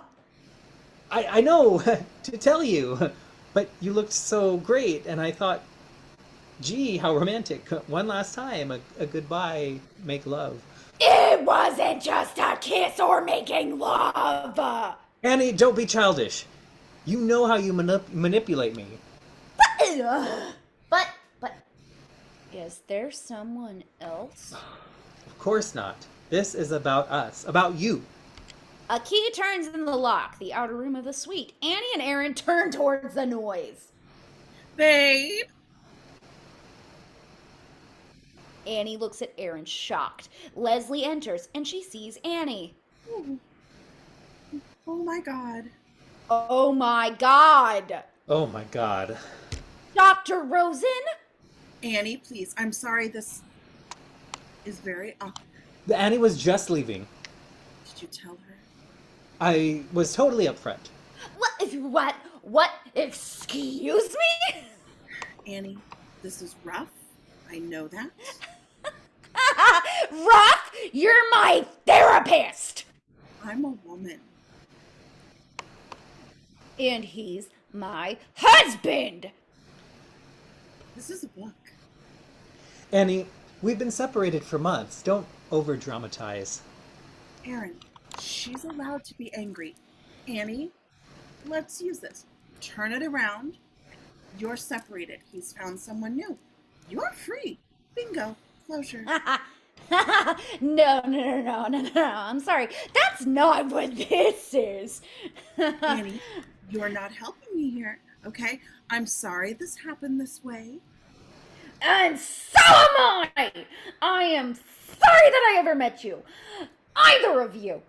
And I am sorry that I ever allowed myself to love you for all those years, and I'm sorry I gave you a wonderful child, and a home, and a life. I am very, very sorry for starching your goddamn fucking boxer shorts, and I'm sorry! I will always care about you. I'm sorry! She walks out, furious, and we hear the door slam. Interior hotel hallway night. Annie stands in the hall, angry, hurt, and in shock. She slumps against the wall in tears. She covers her face with her hands. Establishing shot Manhattan skyline morning. Interior Elise's apartment morning. On mail dropping through the slot in Elise's front door. Elise, in an aboriginal face mask. Oh no. Goes to pick it up. On hands picking up the mail. We pull back to reveal Jason picking it up. We're in Interior Brenda's living room day. Mail's here. Phone company, electric company, mortgage company. They're just teasing. Jason pulls out the one elegant envelope that isn't a bill and tosses it to Brenda. She looks at the shaky handwriting on it. She looks at the return address. It's a letter from Cynthia. Brenda gulps and reaches for her letter opener. On the letter being pulled out of the envelope, match cut to Interior Annie's apartment day. Annie, terrified, unfolds the stationery. We hear Cynthia's voice reading the letter. Just a few lines before I go. Cynthia's voice continues as we cut to Interior Elise's Fifth Avenue apartment day. Elise is reading her letter from Cynthia. I'm so sorry we didn't remain in each other's lives, but I knew you'd be so important, Elise. Sometimes I've envied your life. What I read seems so perfect. As a rattled Elise reads, she pours orange juice into her vodka. Come on, screwdriver. Interior Duarto studio day. Brenda is reading her letter aloud to Duarto. He listens. It's funny, in college I dreamed of making a difference, of helping others, but now it's as if I never existed. Interior Annie's kitchen day. Annie reads her letter aloud to an attentive Catherine. I wish I had talent like Elise, or Brenda's humor, or your strength, Annie. Most of all, I wish I still had our friendship. Perhaps Gil isn't really the problem. Perhaps loneliness is. Please take care of each other. Love, Cynthia. Catherine gives Annie's hand a supportive squeeze. On such a pretty stationery. Brilliant. Annie thanks. She reaches for the phone and dials. Interior Annie's living room. Annie, Elise, and Brenda are reading each other's letters. Poor Cynthia. If only she'd called me. If only I were listed. She's right. In college we were focused, we were brave, we couldn't wait. It's a sober beat as they assimilate the letters. Brenda and Elise are depressed. It's all gone. I'm alone. I'm nothing but Duarto's glorified gopher. I don't have anything. You're not alone. You've got a son who adores you. I'm alone. I'm Monique's mother. Brenda and Elise start becoming competitive about their terrible lives. Yeah, but Jason will go up to college, and then I'll be more alone and older. If I have any more surgery, I won't be able to sleep. I'll have to work at McDonald's. I'll have to do ads for adult diapers. I'll have to wear them. No. No. Elise and Brenda turn to Annie, amazed at her new conviction. Annie? We will not do this. Not one more time. We will not wallow in self-pity. Why not? Works for me. I have just spent 25 years with the most self-absorbed, arrogant man on earth, who is getting married to my shrink, who I paid a fortune to lecture me about self-esteem. Elise and Brenda look at each other. You win. Worst life. Hands down. No, I am not going to be that woman anymore. That pushover in a headband. Oh my God, wow, read me for filth. That doormat! Annie. What has happened to us is unacceptable. I made all those movies just to keep Bill happy. I gave him a career, and now he's stolen mine. I slaved for Morty. I worked behind the cash register in his first store, and his first 15 stores. Yes, his first Freshnick in a storm. I made Aaron a home. I raised our daughter. I washed his shorts. I starched them, and I washed them, and I ironed them, and yeah. Well, I supervised. What are we talking about? Revenge? No. Not revenge. Justice. I want to give Aaron so much justice he can't walk straight if he thinks his partners are trouble. Bill's had it easy every step of the way. He's always had a woman to look out for him. What if all of a sudden What? he didn't? Brenda. Brenda. Oh, wait. No, sorry. Brenda. I loved Morty very deeply. I don't want to see him hurt or harmed. You don't? I want him dumped on my little Miss Midriff by that stairmastered L'Oreal crash jockey in front of everyone, but both hemispheres on the 6 o'clock news. Brenda! And after that, I want world peace. The idea growing. We helped them rise. We can help them fall. But how can we get to them? They're all so powerful. We're just discards. But look, alone, we're just barely hanging in there. We're used to, we're used merchandise, ancient history. But together. Annie takes off her wedding ring and drops it into her champagne glass. Elise does too. Brenda struggles to get hers off and drops it in. Annie leads the toast and taps the coffee table. Hear, hear. Okay. The First Wives Club will come to order. First wives clink their glasses. Step 1, cash flow. As Annie starts to outline her idea, we cut to double doors banging open, revealing Interior Atchison Productions Day. Bill's Tribeca offices are slick and glamorous with a big poster from Siren out front. Elise charges past a series of beleaguered-looking assistants and secretaries. Elise is accompanied by moving men. Miss Elliot, you know how he hates to be interrupted. Please, just let me tell him you're here. Don't bother, I'm not expected. Interior Bill's office day. Bill is on the phone at his desk when Elise enters. The inner wall of the office is glass, looking out onto the outer office. Bill's office is decorated with posters from all of Elise's movies. Elise! What a kick. But I'm on with the coast. All of it, fellas. Move it out. Babe, Lissy, what's going on? Per your request, I'm consolidating the possessions collected during our marriage for liquidation. I believe that would include all of this. I gave you all of these antiques. You're the best. Love tokens, anniversary gifts, junk. Elise, this hurts me. I care about you, about us, about the magic. Remember? An act of Congress? You were a senator? By day? That too. I had it framed. Back off, Jacko. Look, at least this isn't right. It's hormonal. You can't do this. Watch me. But it's my stuff! Be careful, boys, with the old things. Exterior Park Avenue Synagogue day. Okay, next step. Morty, we need information. Dirt. See what you can get. Close on, an old man with a cane, resisting the help of several fawning relatives as he makes his way from his car to the door of the synagogue.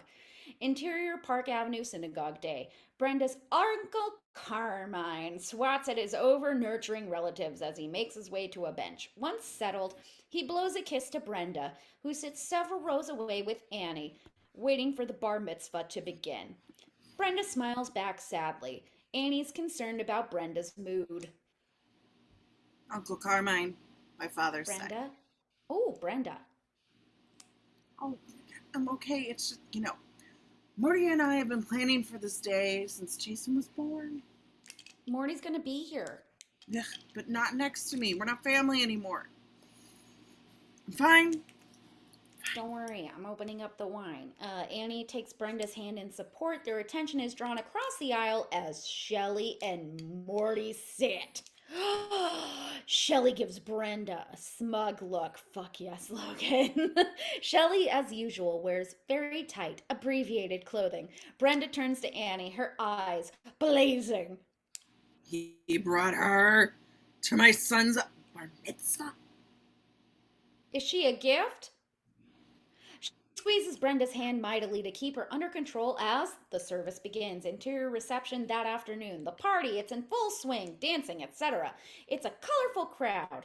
Morty's relatives, Brenda's relatives, both her Jewish mother's clan and her father's Sicilian clan. Jason's friends. On Brenda, Annie, Morty, Shelley at the buffet. Brenda piles on the food as she moves down the line. She can't take her eyes off Shelley's spandex tube dress. Come on, F-U-C-K dress. All eyes are on Shelley, especially Jason's. Annie keeps a continuous, soothing, supportive dialogue in Brenda's ear, trying to stave off a catastrophe. Be calm, be gracious. It's Jason's day. Implants can harden or get shot. Shelley, the consummate social climber, watches Brenda. She turns and whispers her unkind observations to Morty. Poor Brenda. Look at her. She looks like someone's mother. She is. The hair, the dress. Can I be frank? Temple Beth Shamot, she's a social nightmare. We had some good times. A lot of good times. This Wicked Witch thing is new.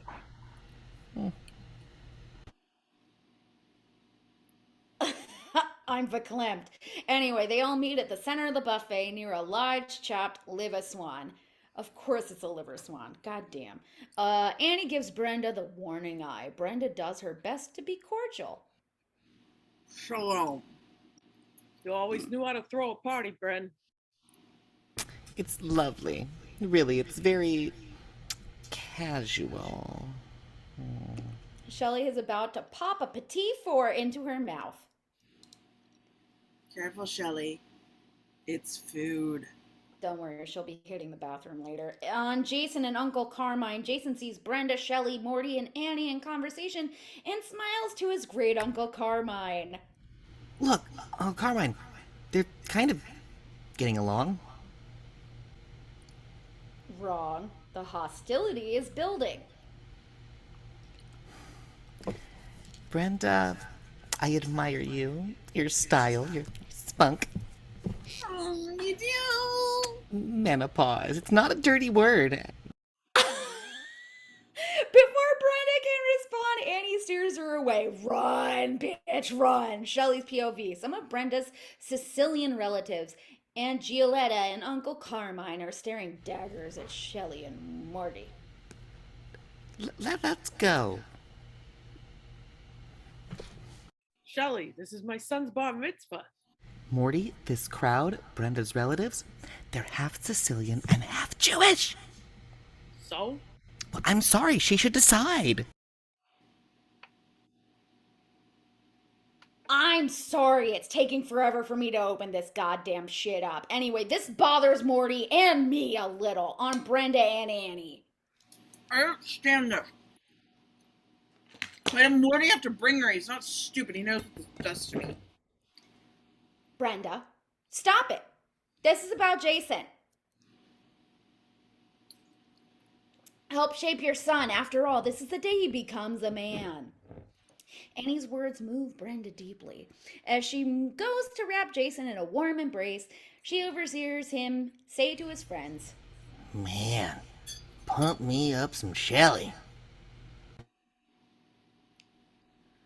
Instantly, Brenda's outstretched hands become talons that go for Jason's throat. Annie spins her away just in time. Brenda can't control her fury. She blasts over to Morty, backing him into a corner. How dare you bring that slut to my son's bar mitzvah? Because she's my slut. He comes over to rescue Morty, physically coming between them.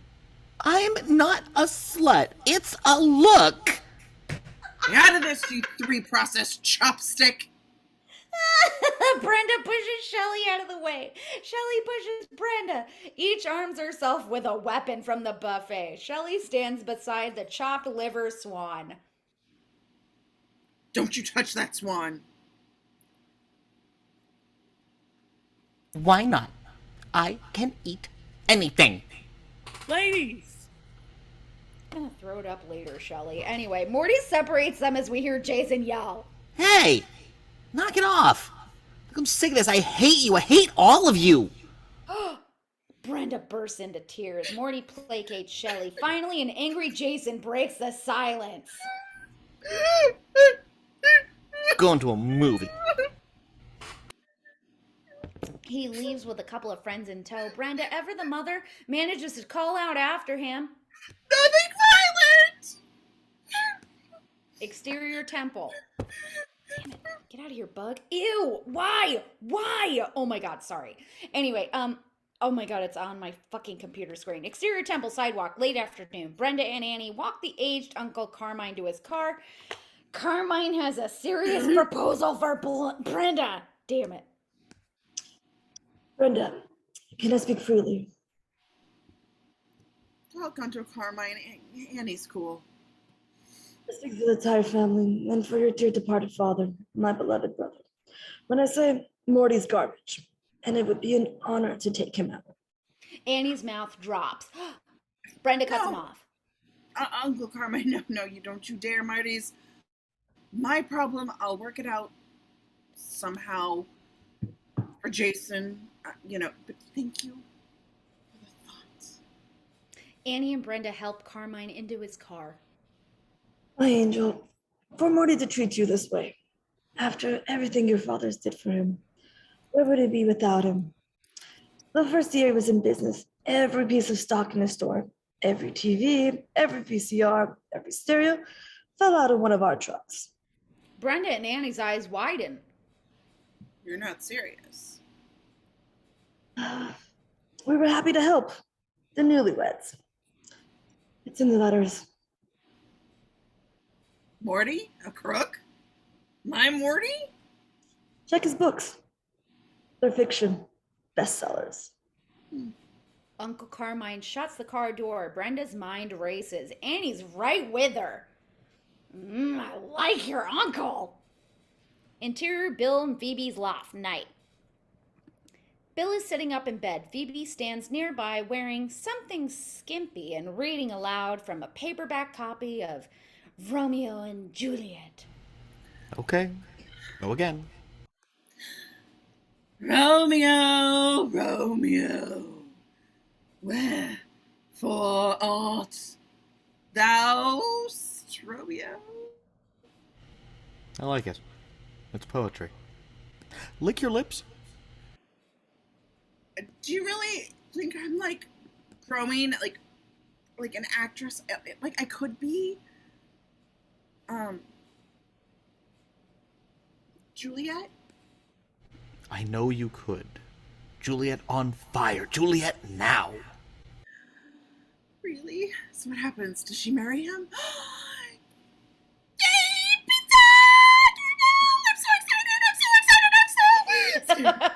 Phoebe opens the door and Elise and the moving men barge in.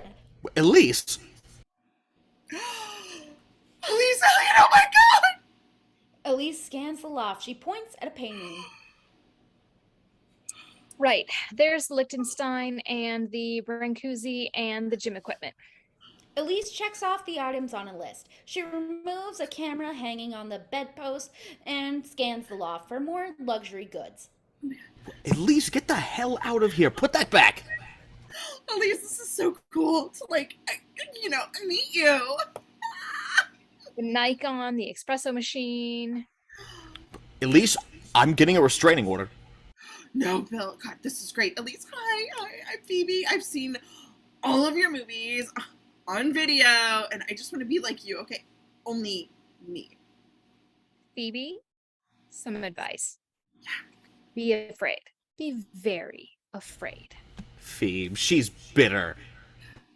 But Elise, haven't you heard? Oh, Bill is producing this incredible new movie with this totally hot new director, and I'm going to star in it. Elise. I'm Monique! What? And I think you should be my mom.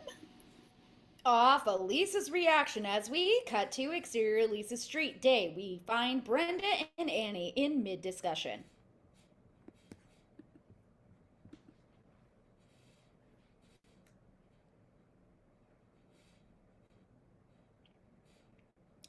Well, Brenda. I couldn't change my filter that fast. You just gotta give me a second. I know. I'm sorry. Ugh. Wait a second. But why don't we just go get Morty now? We know what's going on. This isn't guerrilla warfare, Brenda. Think covert operation. Think Sting. Annie, you're getting good at this. I am? Look at you. Your eyes are shining. Your face is flushed. You're getting powerful. I am an angry white woman, Brenda. You should call me Karen. Watch out! Interior elevator minutes later. Annie and Brenda exit elevator and go to Elise's door. Brenda knocks. So, why isn't our war room at your place? Because we can do without my mother's input. Well, I don't want Jason around any of this. That's why God gave Elise such a nice big apartment. And tits. Anyway, I can't wait. It was on Lifestyles of the Rich and Famous when she was. Elise opens the door, damn it. Annie and Brenda enter. The furniture and loot acquired from Bill clogs the foyer and the living room. Annie and Brenda weave their way through it and into the apartment. Interior, Elise's apartment continuous. The apartment is crammed with stuff. There isn't a free square inch. I like what you've done with it. It's practically everything. Look, it says, I beat Meryl. Brenda, put that down. Is there chocolate inside? There was no more room in the warehouse. I'm going to store some of this in my old loft downtown until it's time to convert it to cash. The movers are on the way. Your old loft? I usually sublet it, but it's vacant now. Annie and Brenda exchange a look. A thought has occurred. What? Exterior Soho Street day. Annie, Brenda, and Elise stand in front of a building. Annie, looking it over, issues her verdict. Perfect. Interior Soho loft space. FWC headquarters, days later. The first wives smile as they examine their newly furnished office space. It's filled with recognizable booty from Elise's conquests. Chris appears neatly dressed with an attaché case. Annie, Brenda, and Elise inspect her and nod approvingly. Annie closes the door. It shuts into frame, revealing a plaque on the door of the office. It's the First Wives Club logo. The logo is a wedding ring in a circle with a red line drawn through it. Interior, Paradis Lost Agency, Aaron's office day. Aaron's office is filled with layouts and photo blow-ups for an ad campaign featuring warm, happy, Norman Rockwell-type families. Just something part-time, until I graduate. Come on, Dad. How about a little nepotism? Full back to reveal a puzzled yet pleased Aaron. Sure, I'll hire you, but I'm a little surprised. I mean, you've never shown any interest in advertising. Hey now, Daddy. I'm here to learn. Interior Elise's Elise's Yeah. living room. You're perfect, Angie. You're perfect. A Okay, private okay. moment. She pours a drink. She reaches for a magazine. She's read it. Pulls another. Hates the beautiful person on the cover. Then she pulls out Larry Cochran's script. She flips through the beat up script. Something on the first page captures her interest. She begins to read it. Interior FWC headquarters day. Elise is on the Stairmaster working out. Annie sits nearby holding the Larry Cochran script. She and Brenda have both read it.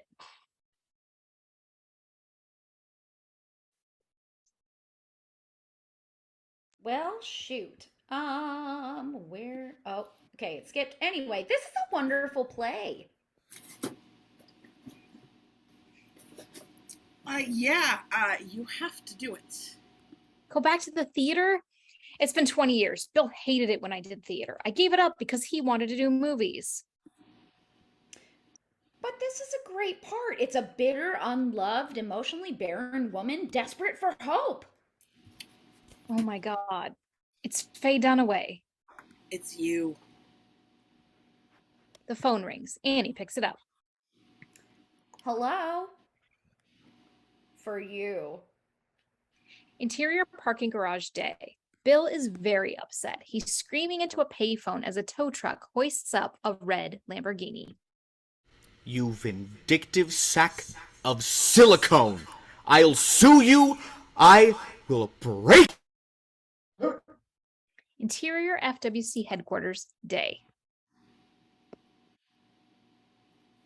I can't hear you. Damn these phones. He hangs up and hands the phone to Brenda. Bill, the Lamborghini?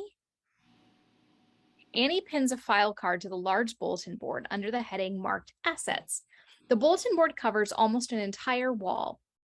Other categories on the board include bank accounts, lawyers, second homes, retirement accounts, foreign holdings, and real estate. The board might be divided by color into 3 overall sections, one for each husband. Annie has the board beautifully organized, Martha Stewart style. Brenda watches Elise on the Stairmaster. Isn't that frustrating? You keep climbing and climbing, but you never get anywhere, like Kathy Lee. I feel great. It burns off the booze. And you know something? I get my best ideas when I'm working out. Really? Sure, clears my head. Stuff adds up. He just bought little Shelley a penthouse, but how do we get in? Elise has now moved from Stairmaster onto the treadmill. She's huffing and puffing. Duarto. Eduardo? Shelley's a new place. It needs to be decorated. She's right. She gets ideas. But how do we make sure she chooses Eduardo? Elise? Let me think. Maybe turn it up? Brenda turns up the speed on Elise's treadmill. She and Annie stand by the sides of the machine as coaches. So? Morty, Shelley, Duarto, Shelley, Duarto. Brenda turns up the treadmill even more. Elise is really panting and pumping. But are you okay? Is this dangerous? It's coming. It's coming. That's what she said. Brenda turns up the treadmill even higher, so Elise is practically flying. Brenda, don't! We need an idea. If she dies, she'll be thin. Shelley, Duarto, Morty, money, furniture. Brenda turns the treadmill 1 notch higher. Ganilla! Elise raises her arms in triumph like an Olympic champion breaking the ribbon. As she does so, she flies off the treadmill. Interior Morty Shelley's duplex day. Morty and Shelley's new apartment is a great space, but the furniture is incorrect and minimal. Shelley is on a cellular phone. Ganilla, I'd adore it. Enchanté, or what? Ganilla Garson Goldberg calling me for one of our super social lunches. Why? I bet he saw me last week at the benefit for those blind kids. Remember? I had to keep telling them, hey, it's Chanel. Interior Ganilla's apartment lunch. Ganilla has one of those New York apartments, rooms and rooms of the most beautiful things imaginable. Ganilla and Shelley are lunching together at an exquisitely set table. Ganilla is playing her role to the hilt. Shelley's been jabbering breathlessly. So I said to him, Morty, if it's leukemia, it's LaCroix. Was I right or what? Of course you were. Brava. You know, I still can't believe I'm really here. At your place. Imagine. And it all feels so right. It does. You know, Stella. Shelley. Shelley. Should I change it? Again? No, Shelley. The moment I saw you, I felt she belongs. She's society. She's someone. Really? Soon. I thought all she needs is advice, perhaps some polish, a guiding hand. I would kill for that. I'd pay you. I'd tip. Unnecessary, Sheila. It's Stella. Yes. Now, if one truly wishes to progress, there are certain things one must know. Like? Such as? What? The completely correct florist, the utterly ideal chef, and without question, a decorator. Of course. Death. I'm tingling. It's not goosebumps. I'm gonna lose it right here. As my protege, your home will be your calling card. It must be perfected, photographed, published. Oh my god. Can you help me? Pull it together. Money is no object. I knew that. Interior Elise's limo day. Brenda, Annie, and Elise are parked in front of Ganilla's building. Elise is on the car phone. They watch as Shelley exits the building. There she goes, Princess Elvis. Ganilla says she went for it, all the way. Johnny? The car starts to move. So Duardo makes his move. Brenda? Elise, give me the phone. I love talking from the car. Look, my power book.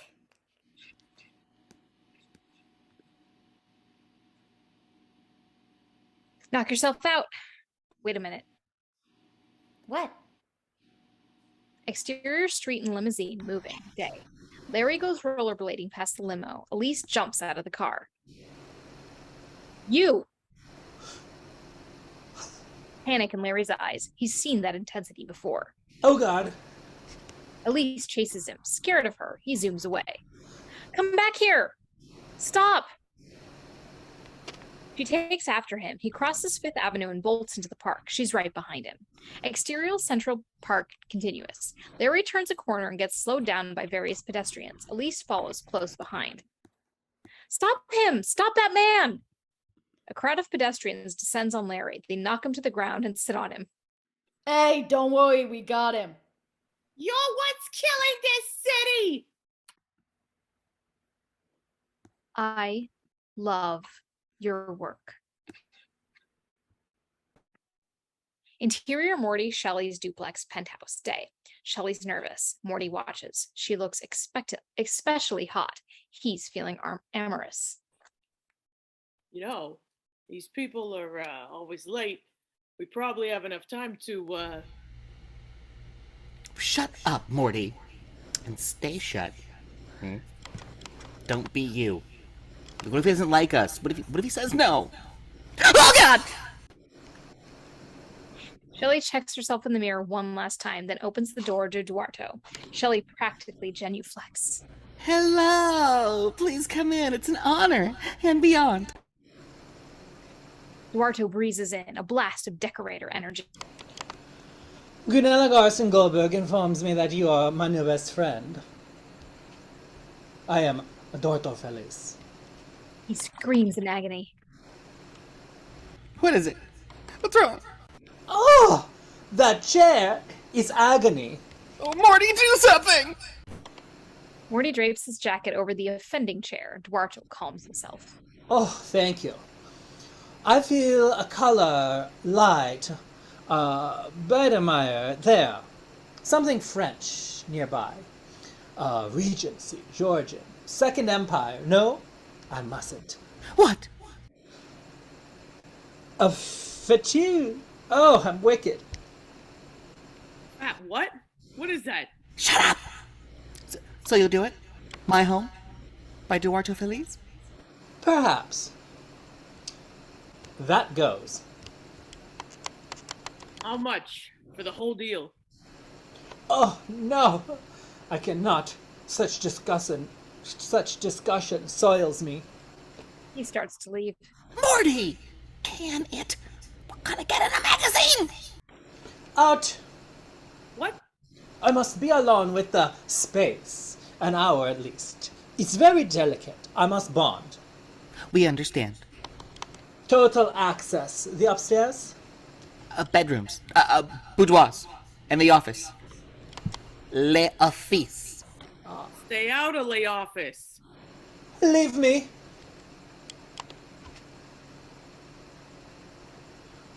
I know. Jesus. 1 hour. Duarto escorts Morty and Shelley out of the apartment and into the elevator. When the door is closed, Brenda, Annie, and Elise peek around the corner. Duarto gives them the all clear sign, and they scamper into the apartment. Interior Morty Shelley's bedroom. Brenda is going through the dresser drawers. She pulls out a bra. Look, it's a padded bra. Now we know. What? Victoria's Secret. Annie swoops into the bedroom.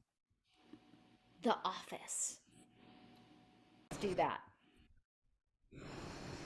Interior Morty's office day. Morty's office is on the roof. Incredible views. Annie is on the computer. Elise is trying to figure out how to work the Xerox machine. Brenda's picked the lock on the filing cabinet and is looking through the folders. Brenda stumbles across a framed wedding photo of her and Morty. She smiles. Look, I can't believe he kept this. Brenda, help Elise Xerox. How does this work? Haven't you ever made copies? Of course. I've played a secretary by day. Elise presses the wrong button and paper spews out of the machine. Brenda and Elise scream. Exterior Morty Shelley's building a little later. Ganilla is downstairs, sitting in her limo behind tinted windows as a lookout. She has a small pampered dog on her lap. She sees Morty and Shelley bickering, heading back to their building. Ganilla dials a phone. Social climbers on the rise. Here you go, Sniffles. Prozac. Beef flavor. Interior Morty and Shelley's living room. Day. Duarto hangs up his phone and dashes to Morty's office. Interior Morty and Shelley's office. He runs in. He's nervous. Annie's printing off the computer. Brenda's going through the files. Elise Xeroxes. They're back. Stall him. Oh no! Oh no! Oh no! All right. The empty folders with paper, magazines, anything. Oh, I don't want to get caught. I don't want to get arrested. I'm clean. Annie! Slap her. We hear the front door open.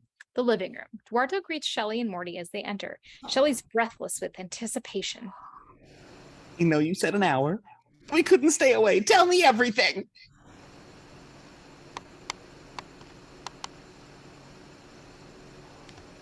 All right. I was worrying about money. Like, how much? Duarto, realizing the need for distraction, whisks Shelley and Morty to the picture window. On the stairs, Brenda, Annie, and Elise are sneaking down the stairs, loaded with Morty's financial records, papers, etc. At the window living room. I feel a window treatment, yes. Our windows are eyes of our room. Oh, Duarto. Avalanche, our eyebrows. The drapes, our lashes. Morty is starting to lose interest. He starts to turn around. Duarto whips him back to the windows. I gotta pee. Hey. Not yet. You are not ready. I can feel it. Excuse me? Down the hall. Brenda, Annie, and Elise hear this. They struggle back up the stairs with their load. Morty appears and goes to the bathroom without closing the door. So Brenda, Annie, and Elise can't sneak by. Class, huh? Wait, here it comes. Morty burps. Brenda nods. Annie signals for the three of them to go back up the stairs. Interior, exterior, Morty's penthouse office. Annie, Elise, and Brenda enter the office and go out onto the terrace. Now what? Brenda looks around. She sees a window washer's gondola. Let's go. Oh no, I couldn't. I can't. Annie, it's the only way down. No, you don't understand. I have a fear of everything. I just can't do that. Annie, come on. You're the new Annie. You're not afraid of anything. I'll just be here. I'm fine. You go. I'll huddle. I'll Annie? huddle. Call your mother. Oh Move it. God. Brenda and Elise begin to drag Annie onto the gondola, each taking an arm. Interior, Morty's Shelley's living room. Day. Morty's returned. Duarto's Spiel is wearing thin. Even Shelley's bored, not looking out the window anymore. Gotham, my inspiration. The yellow of the taxis, the ardent blue of the sky. He sees the feet of Brenda, Annie, and Elise come into view as the gondola slowly slides down the building. Panicked, he whips Morty and Shelley away from the window. Enough sky! Wait. I want to see. If you look, you can see the new Mortys. Morty begins to turn toward the window as more of the women's bodies appear on the gondola. No, you must not. No Mortys. It is bad luck. What? It's an old decorator's curse. Never view retail from above. Exterior side of building. Day. The women cling to the building, their lower bodies in clear view of Morty's window. Oh my God. Oh my God. Oh my God. We have to go faster. He can see your shoes. I don't care. I see. Mhm. Wait. Interior, Morty Shelley's living room. I want to see Mortys. But there's a curse. You mustn't. Terrible things will happen. Bad upholstery. Bad wallpaper. No, I cannot say it. Oh, no, God. Just as Morty turns toward the window, the gondola plummets out of view. Exterior side of building, between floors. Day. The gondola is hanging at a wildly askew angle between floors. The three women are holding on for dear life. Brenda, do something. I don't want to die like this before my comeback. Oh my God. Calm down, both of you. I was just picturing the headline. Elise, Elliot, and others perish. It's been so humiliating. She's just a husband, but her others. We're gonna die. Annie, when we die, our ex-husbands will be happy. This is what Annie needs to hear. She reaches the controls. Never. Annie works the controls. The gondola begins to move again, evening out.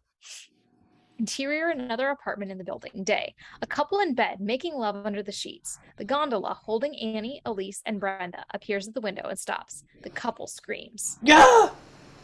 God! Jesus! Is that Elise Elliot? Elise, you look great! Thank you. Brenda's at the controls. The gondola plummets out of view. Angle Ganilla in Bentley. Ganilla looks out and up at the distant screams. Angle gondola. The gondola drops straight down at us at a very, very fast speed. We hear screams. Gondola slams to a sudden stop inches from the lens. Angle Brenda. She recovers and looks down. We see that the gondola has stopped a foot from the ground. The women step off onto the sidewalk.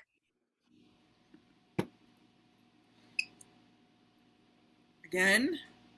They walk That was toward great. Ganilla's limo. All their hairdos have been blown into a modified Don King look. Brenda and Elise walk with exaggerated dignity. Annie is more realistically shaken. One walks with a broken heel limp. Interior First Wives Club, later that night. Annie, Brenda, and Elise are sprawled on the floor in the furniture, having a midnight picnic after their gondola adventure. The lighting is warm and cozy, perhaps including candles. The atmosphere that is that of kids staying up late at camp. There are containers of ice cream, chips, and other forbidden snacks strewn about. I don't believe it. 20 stories up. I can't believe we did that. Oh my God, I did that. Oh, we did. You were great. You're my hero. Oh my God. Oh my God. I have not been so petrified since. No, I can't even say it. You guys will think I'm such a dope. Say it. I can't. We won't judge you. We're your buddies. We love and cherish you, and we would never make fun of you. Liza Minnelli, but all right.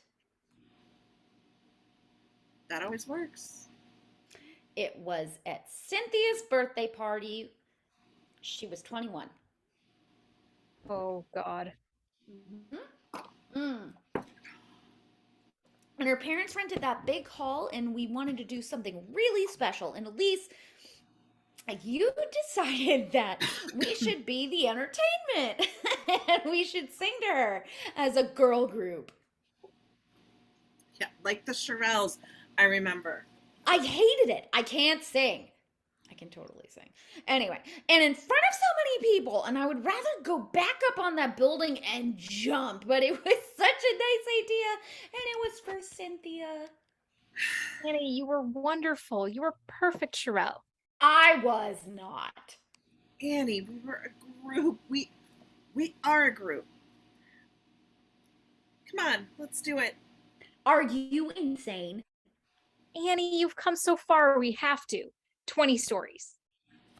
We'll sing with you. We'll blend. No. Come on, we're the Shirelles. We nailed Morty. We're gonna win. For Cynthia. Well,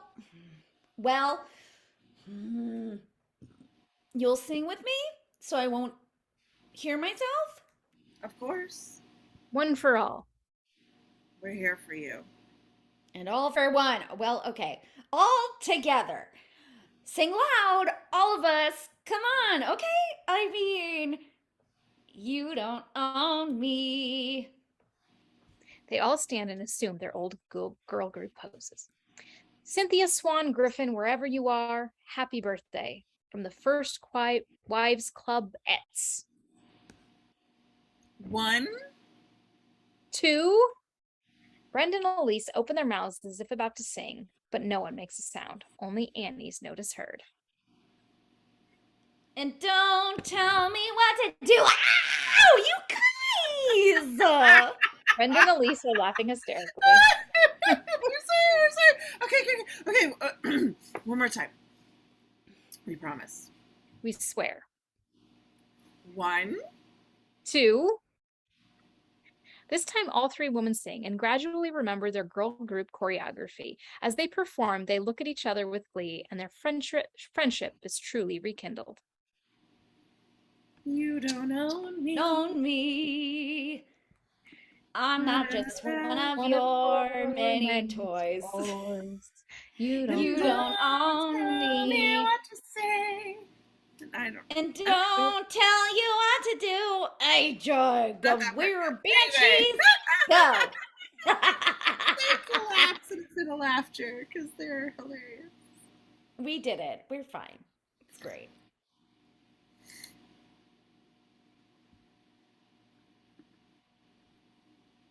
They are terrific. Interior Lagool Night, formerly Scene 112. Larry and Elise dine. New Hampshire, high school, NYU, annoying photographer. Cheeseburger and fries with superstar. That's it so far. You? Oh, I'm not a superstar. And I say, oh yes, you are. Stop it. You first. Elise looks at Larry and shakes her head. How could a man, such a young man, know so much about women? 5 sisters. 1 mom. I love women. I have to, or they'd kill me. I'd help. You really think I could play Audrey? I've actually had fantasies about you. Playing Audrey. Good answer. And the young man Audrey has an affair with? Like I said, it's a fantasy. That's my imagination, pure cable. Elise takes a long, hard look at him. Larry, Yeah. turn off the TV. Exterior Christie's day. Interior Christie's viewing booth day. Annie is having tea with Mr. Gunter, a Christie's executive. The viewing booth overlooks the packed selling floor. Your sale has created a great deal of excitement, Mrs. Paradise. It's quite promising. Well, thank you, Gunter. Well, I need to raise funds for my organization. God damn it, Shrek. But I must caution you, there's a chance not everything will sell. Oh, well, I don't think that there's anything to worry about in this swamp here. Interior Christie's auction room day. Shelley is seated in the crowded auction house between Duarto and Ganella. Shelley is excited and nervous. The auction is underway. At the podium, auction in progress. The auctioneer is hammering down the Liechtenstein Elise yanked off the wall and Bill and Phoebe's. Bidder number 16, an Asian man, wins the bid for the Liechtenstein. Fair warning, sold to bidder 16 for $375,000. The curtain parts to reveal an incredible sofa, which we saw last in Bill's office, on the block as Shelley twirls her bidding paddle. Lot number 55, an exquisite Louise Queen's Canapé. Original tapestry. I have an opening phone bid of $45,000. On Duarto, Shelley, and Ganilla. Oh, stunning. Fabulous. Fabulous. It doesn't look comfy. Angle on Elise, dressed to kill, seated across the room. She raises her bidding paddle. $55,000. The bid is now $55,000. Oh my God. Did you see who bid? That's Elise Elliott. It has impeccable taste for an actress. I don't know. Oh, with that sofa? Architectural Digest. The cover. You guaranteed. Shelley's paddle shoots up. Later at the podium, the old Amari plate is on the block. The auctioneer is entertaining his high bid.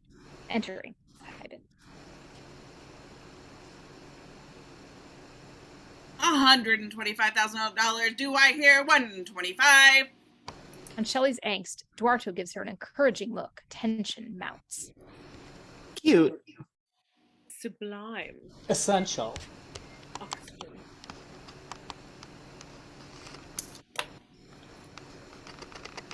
It's hard I to- have $130,000. $130,000. Yes, 135. The auctioneer's gaze, as well as the entire auction house's, falls on Shelley's competing bidder. It's Elise, raising her paddle.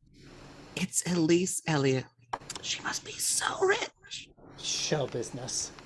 It's for a lesson.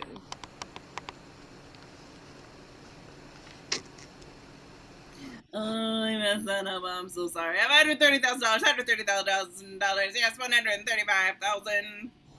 Everyone turns to see who outbid Elise. It's Brenda across the room, disguised in a dark wig and a very big hat, raising her paddle. Who is that? Someone very glamorous. Probably Euro trash.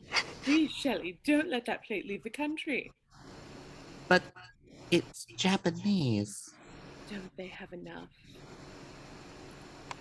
$135,000. The bid is $135,000. The crowd turns to Shelley. She shakes her head no. The crowd turns to Brenda, who turns pale. No way she wants to get stuck with this bid. She grabs the arm of the man beside her and tries to raise his paddle. On Duarto, who panics, he pleads with Shelley. Shelley, bid. It's a treasure. Bid! I command you! Bid. Your powder room. It'll not forgive you. Shelley shakes her head no. The auctioneer starts to bang down Brenda's bid. $135,000. $135,000. $135,000. On Elise, looking panicked. On Brenda, about to faint. She fans herself with her paddle. She realizes this gesture might up her bid, and she grabs the paddle with her other hand to stop it. On Duarto, about to burst. On Annie in the viewing room, about to swallow her tongue. On Ganilla, who comes to the rescue by whispering to Shelley. Jackie O had one just like it. Kelly's paddle goes up. She wins the bid. The crowd applauds. On Annie, Brenda, Elise, Duarto's respective relief. Interior Morty Shelley's apartment night. Morty's about to have a stroke as he looks over the auction invoices. How could you spend so much money? 135 grand for a plate, 47 grand for a rug, a used rug, and a Lamborghini. Are you crazy? I bought you the car. It was only 300 grand. It's a gift. With my money. I bought me the car. Jesus, Morty, all I want is a lifestyle with some ambiance and some classic eternal good taste. Not for 300 grand. She strides to him. She gives him one hell of a sexy look. I can leave if you'd like. It's not like you'd asked me to marry you. Shelley then offers her back to him to be unzipped. Morty unzips her. Her dress falls open. He watches as she walks away from him. She knows she's got him right where she wants him. Interior Paradise Lost Agency day. Annie enters wearing a very severe business suit with a bow tie and a briefcase. Chris is behind the reception desk. Hello, sweetheart. Coast clear. The brothers have been briefed. They can't wait to see you. Do you like it? Does it make me look executive? Sort of. Do I look like a CEO or a mogul or a honcho? Or a lesbian. Chris! It's a compliment. Okay. Chris leads Annie into the Interior Paradise Lost conference room day, where Mark and Eric, the Lost brothers, sit waiting. The brothers greet Annie warmly. Hugs, kisses. Hi, guys. I guess Chris has told you how tough things have been around here. Well, Aaron has always had problems getting along with partners. So I thought, while he was on his honeymoon with the good doctor, we could do a little business. Mark and Eric look intrigued. Chris closes the door. Interior Larry's Upper West Side apartment night. A grungy walk-up with found furniture. Larry and Elise are cuddled up on the couch reading his play. Elise is making helpful suggestions. Elise has her reading glasses perched atop her head. But I think the audience will be confused for the character in her late 30s to have switched jobs so often. Late 30s? What, in actress years? Audrey's mid-40s, pushing 50, actually. You could wear your glasses. You look cute. But I just can't play her as me. Audrey doesn't have to be 42. And she can't wear contacts. And she can wear contacts, blue contacts. Audrey's 45, with a cane and a dog. Very funny. Larry, nobody's going to believe I'm 45. They will if you will. What does that mean?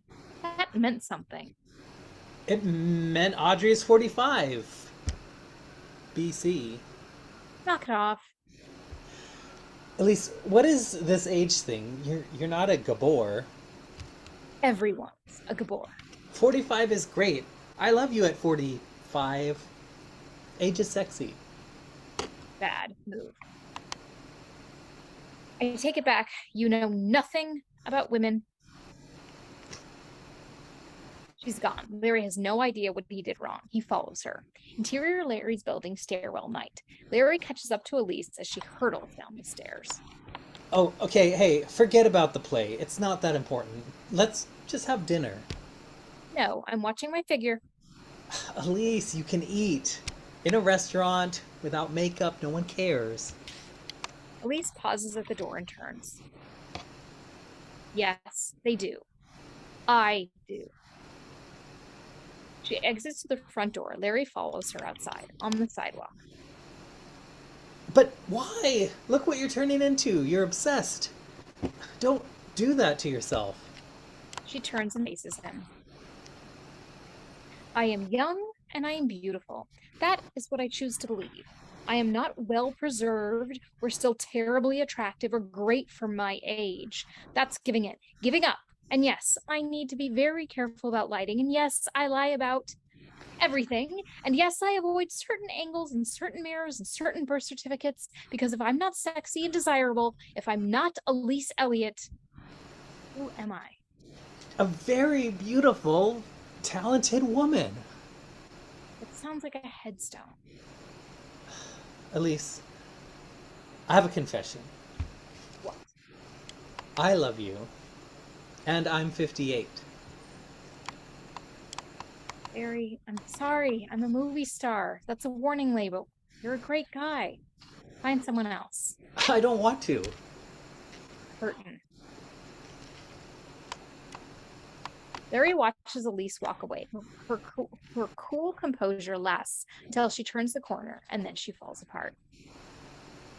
Elise. What? On the stairs. Elise, you can't walk out. Yes, for once I can. That's not fair. Fair? What would you know about it? Larry, I have been married 3 times. First to an actor who left me after I got famous and he didn't. My second husband was a director who didn't like being called Mr. Elise Elliott until he signed my names to a few bad checks and left the marriage and the country. I thought the third time was the charm, a nice guy, a decent guy who turned me into his meal ticket and dumped me for a newer model. I am a star, and yes, I am getting older, and I think that is too much for the guys to handle. Right now, it is too much for me to handle. So this time, for once in my life, I'm going to wise up. I'm going to try to avoid the swinging door, and I will leave first. I'm sorry. Elise, so don't do the play. I don't care. And I don't care how old you are. Let's just have dinner. Curtain. Larry watches Elise walk away. Elise's cool composure lasts until she turns the corner. Then she falls apart. Interior Brenda's living room, day. The apartment looks better than we've ever seen it. Brenda looks better than we've ever seen her. She's trying on a slinky black dress, examining her image in a mirror. She's pleased. Jason slumps to the front door. Hi, Jace. How's the game? Knicks lose again. Every player on that team's a millionaire. They can't really lose. What do you think? It's not new, is it? It's the first time I've been able to get into it in 3 years. It's better than new. Look at me. I have shoulders. I have cleavage. Who knew? How's your father? Have a good time? Yeah. But don't let that bother you. Brenda now realizes that Jason's really depressed. She does the mother thing. Oh, Jason, I told you. I'm so sorry about your bar mitzvah. I was awful. I wish things were different between your father and me, but... You're not. Brenda settles in. It's time for a serious talk. Look, I know that it was great when we were a family, but even though we're not together, you still have both of us. Come on, Mom. You guys can't even pick out my birthday card without a lawyer. I know you worry about your father. So do I. He's a very good man, a very good, confused man, and I know you worry about me.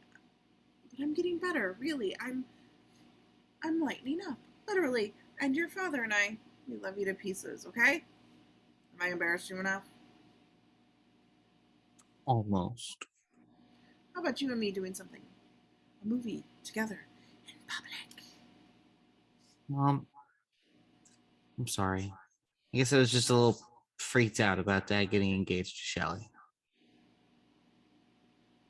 Brenda's face freezes. She had an idea. No idea.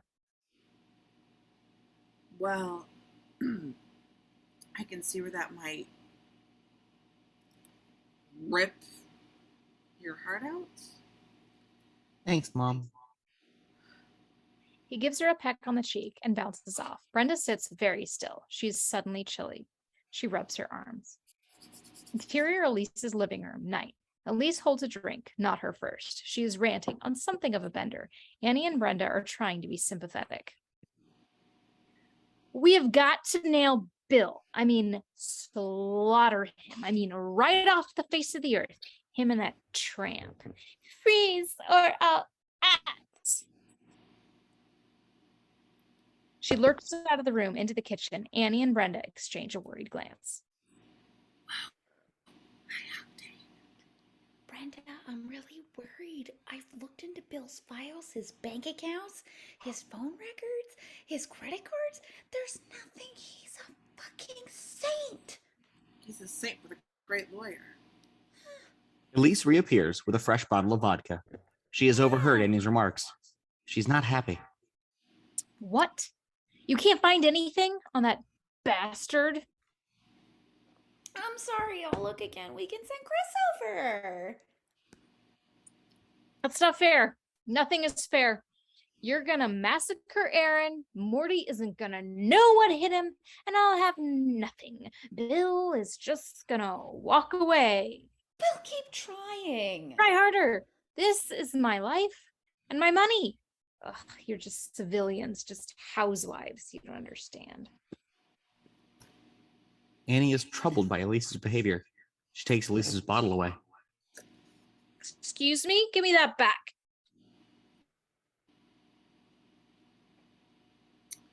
I'm saying with this true love and compassion and in the spirit of true sisterhood, you're full of shit. Mm-hmm. What? Okay, the alimony sucks. And okay, you didn't get to play a policeman in a Wonder Bra, but you've got an Oscar and a string of hit movies. You grew up gorgeous and, and thanks to Cher's pioneering efforts, you still haven't hit puberty. And, you've hooked a wonderful, talented guy and you've thrown him back. And I'm sure Annie will agree with me when I say that your perception of life is slightly altered. Annie? I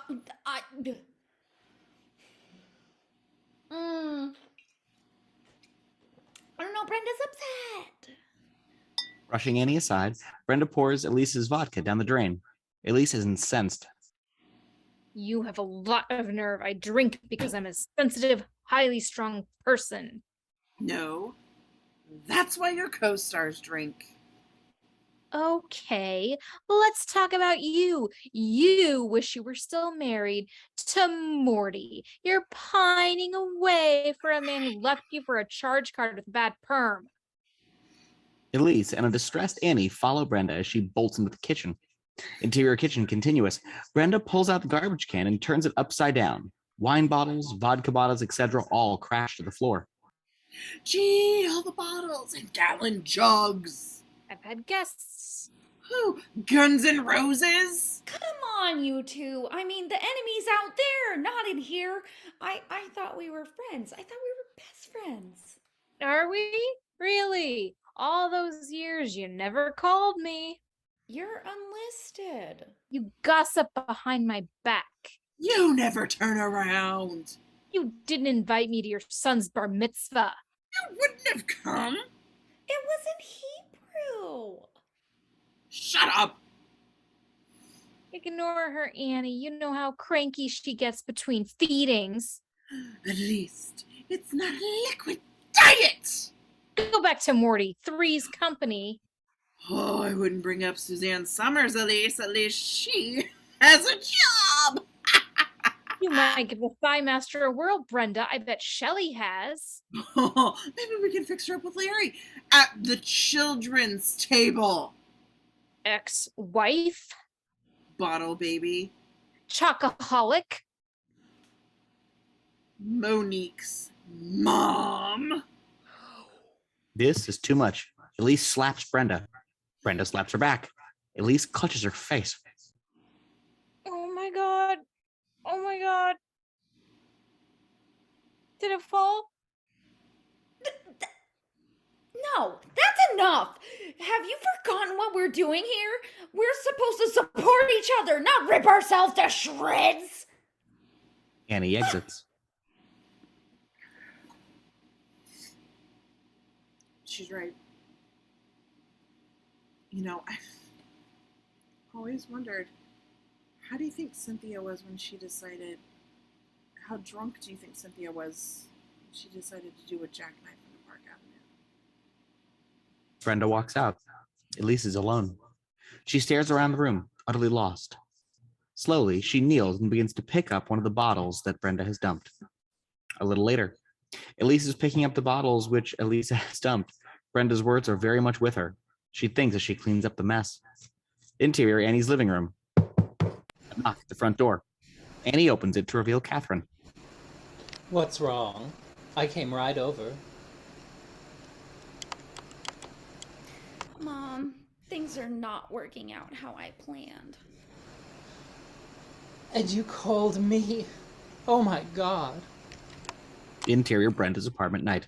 Brenda is sitting huddled on the couch in a robe. The bell rings. She opens the door. It's Elise, who's been crying. A beat while they face each other. I don't want to be Cynthia. Brenda's face crumbles. They embrace. Brenda, it's your apartment. I've never been here. I know. So real. Interior Annie's kitchen night.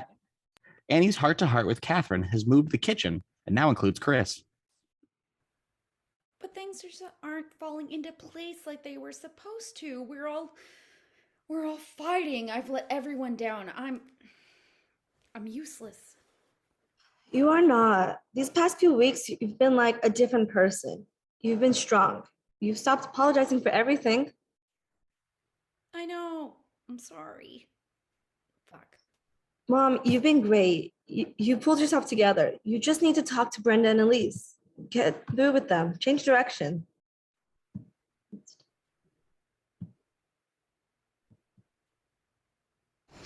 Sweetheart, can I ask you something?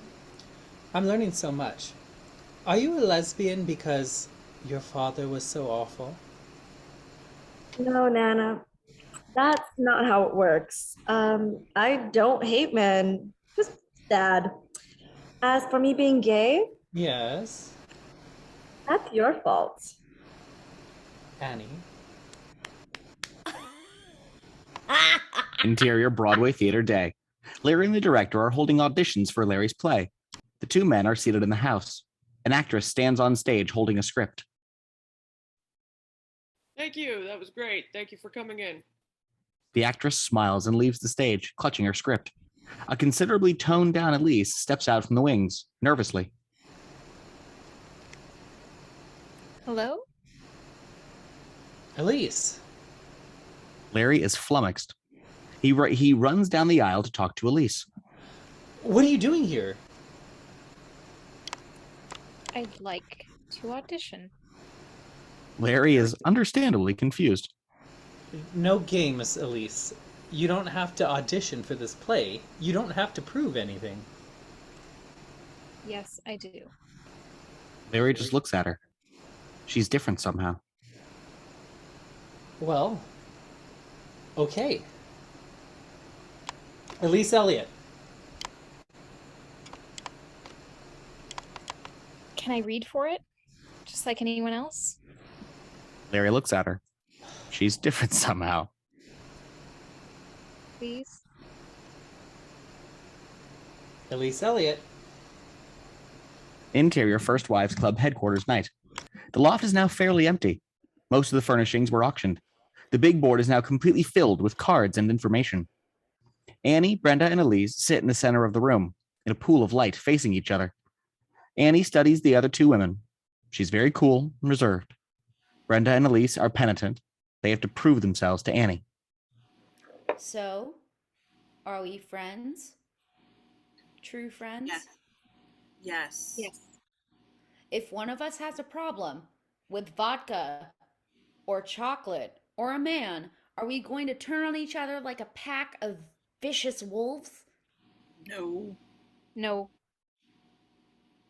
You're going to give me the vodka, right? And are we going to just sit around and get drunk and fat and cry like a bunch of bitter, aging neurotics? Brenda and Elise exchange a glance. Is this a trick question? We are here for a reason, a new reason. I've outlined my proposal. Are you up to it? I like it. We have to aim for something much more hardcore, permanent, damage. Annie puts out her hand. Elise grasps it. They look to Brenda. I don't know. It's vicious. It's evil. It's insane. She puts her hand on theirs. It's a powerful moment. Annie gives Brenda the phone with her free hand. Brenda takes it with a smile. That's amore. Yeah. A Nino Rota-esque melody wafts over the waterfront warehouse night. Brenda, Elise, and Annie stand outside of the battered door of a grimy warehouse on the waterfront. The area is deserted and spooky. Brenda consults a scrap of paper. Yeah, this is the address. After you? Annie opens the door gingerly, and the women enter. Interior waterfront warehouse night. The women are in the meatpacking warehouse. Huge, grisly animal carcasses hang on meat hooks all around them as they make their way towards the back. Oh my god. Oh my god. This is where they kill people, isn't it? Yes. Cholesterol. Hey, remember Rocky? Elise lightly punches a carcass. Then she realizes there's now slime on her fist. Ew. Yeah. They move on. Interior warehouse night. Further in. Uncle Carmine sits behind a battered desk lit by a bare overhead bulb.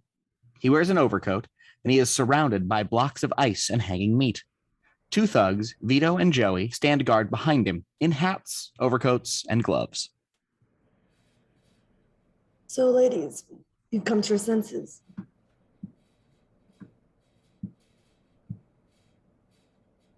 Uh-oh, I think that Anne is frozen. But it's in the perfect fucking spot, though. Oh, I screenshotted that one. Oh, perfect. Thank you, Jared. Okay. Well, Uncle Carmine. It's not even recording anymore. Is it? Is it still recording? It is recording. It's still recording. Let's just pause it. Well then, great. Let's just pass. Okay. Yeah. So, ladies, you've come to your senses. Uncle Carmine.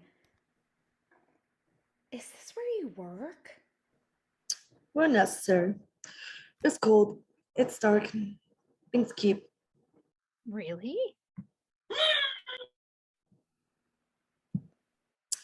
Cousin Danny. Now he'll study. Mr. Morelli. Please, Carmine.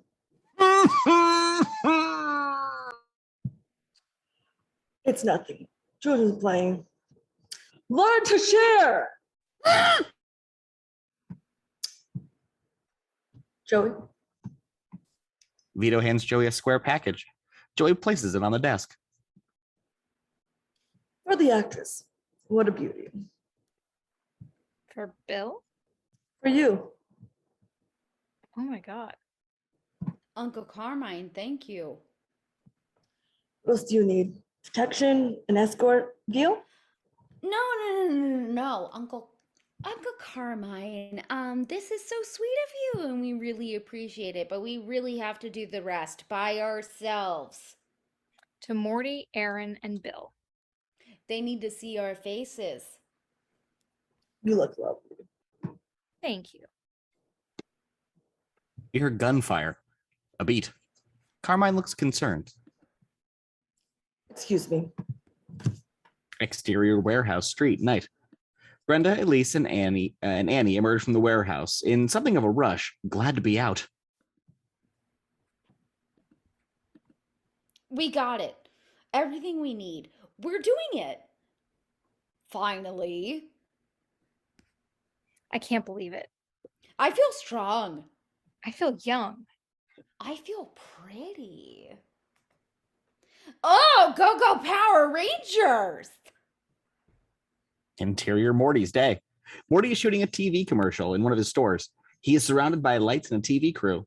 Shelley stands nearby, done up in an evening gown. Rolling. Angle on Morty speaking to the camera. Need a TV, a VCR, a personal computer, Who's the first name in top quality, low cost appliances? Why, let's ask this beautiful young lady. Miss? Oh, hello. I'm in the market for a top quality, low cost appliance. Oh, are you? Well, how about a printer or a Walkman or maybe a nice state of the art toaster oven? For? Who's the first name in personal electronics? Morton's. Morty's. Oh. Two stern men in suits approach Morty.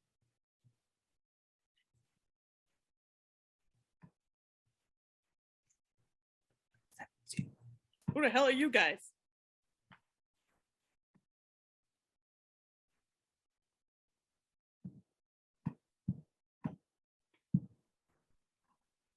Morton Cushman?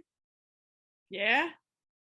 Man number 2 whips out handcuffs and starts to cuff Morty.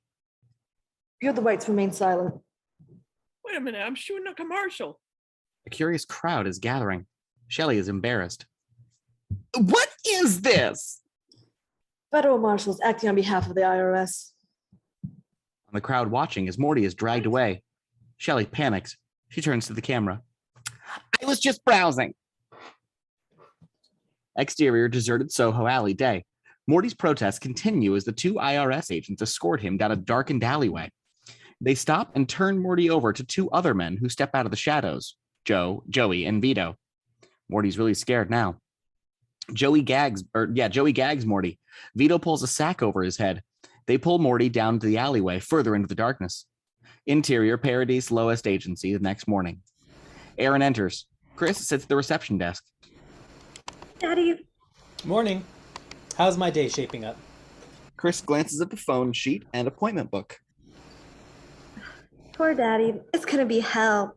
Your 9 o'clock waiting in the conference room. Chris smiles wickedly as Aaron heads to the office. Interior conference room minutes later, day. Aaron enters the conference room. Annie is sitting at the head of the table. Eric and Mark Loest sit to her right. Aaron is completely flummoxed. What is this?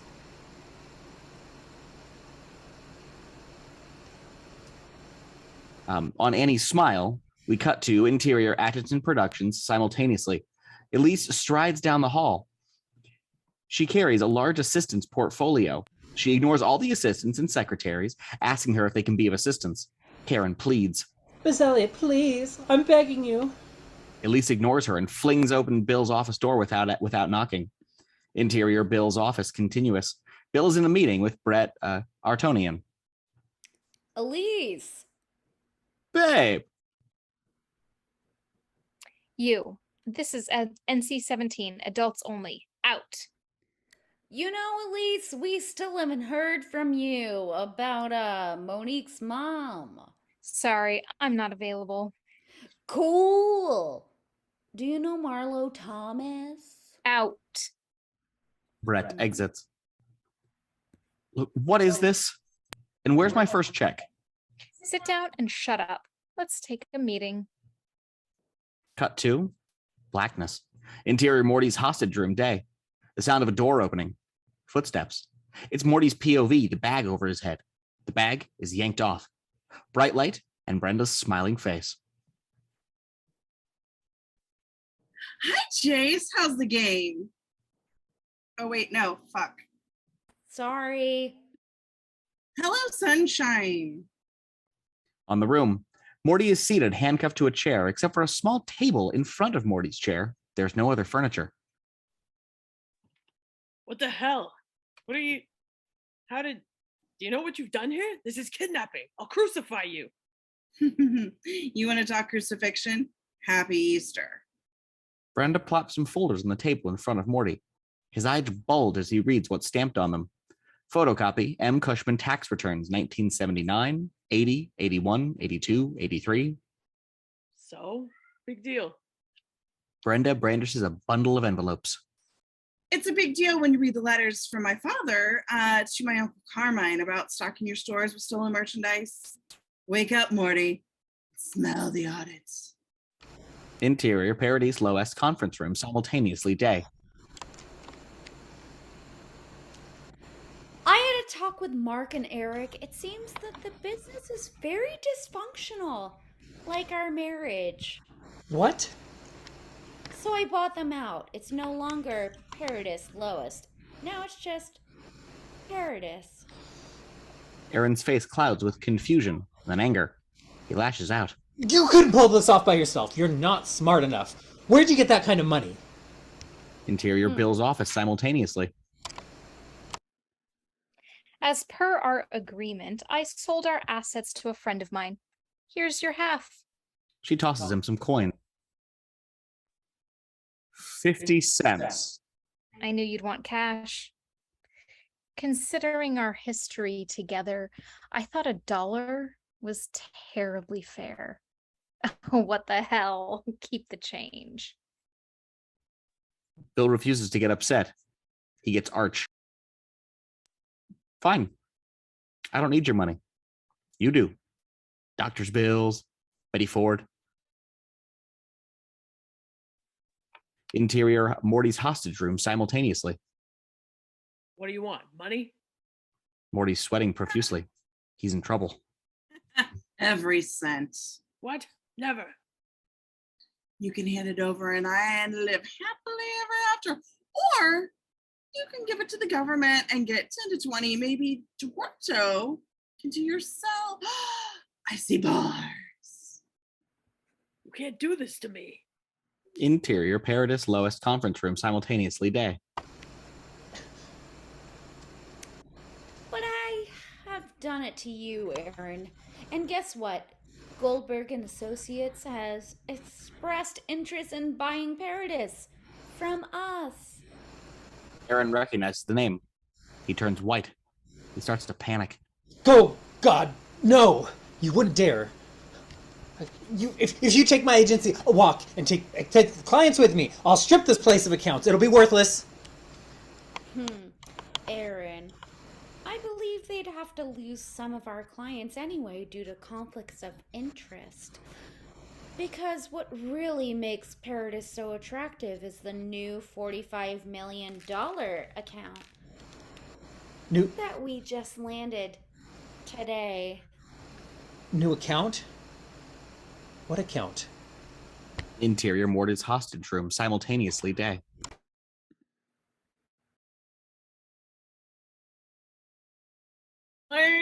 Morty's Electronics will be under my control. Advertising, marketing, strategies, everything. You will stay on as president. After all, you are Morty, and you'll receive a salary. She'll keep you in the lifestyle, which I want you to become accustomed. Oh, did you hear something? Oh, it's little Shelly. Oh, coming for a conjugal visit once every 10 years.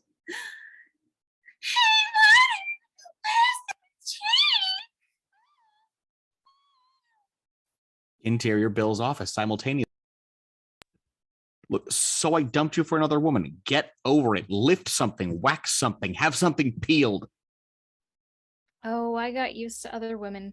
You'd always come back swearing you loved me. You know, you were a better than actor than I ever was. And speaking of performance, there was the roll of film and camera that I took from your apartment. Pictures are bold, provocative.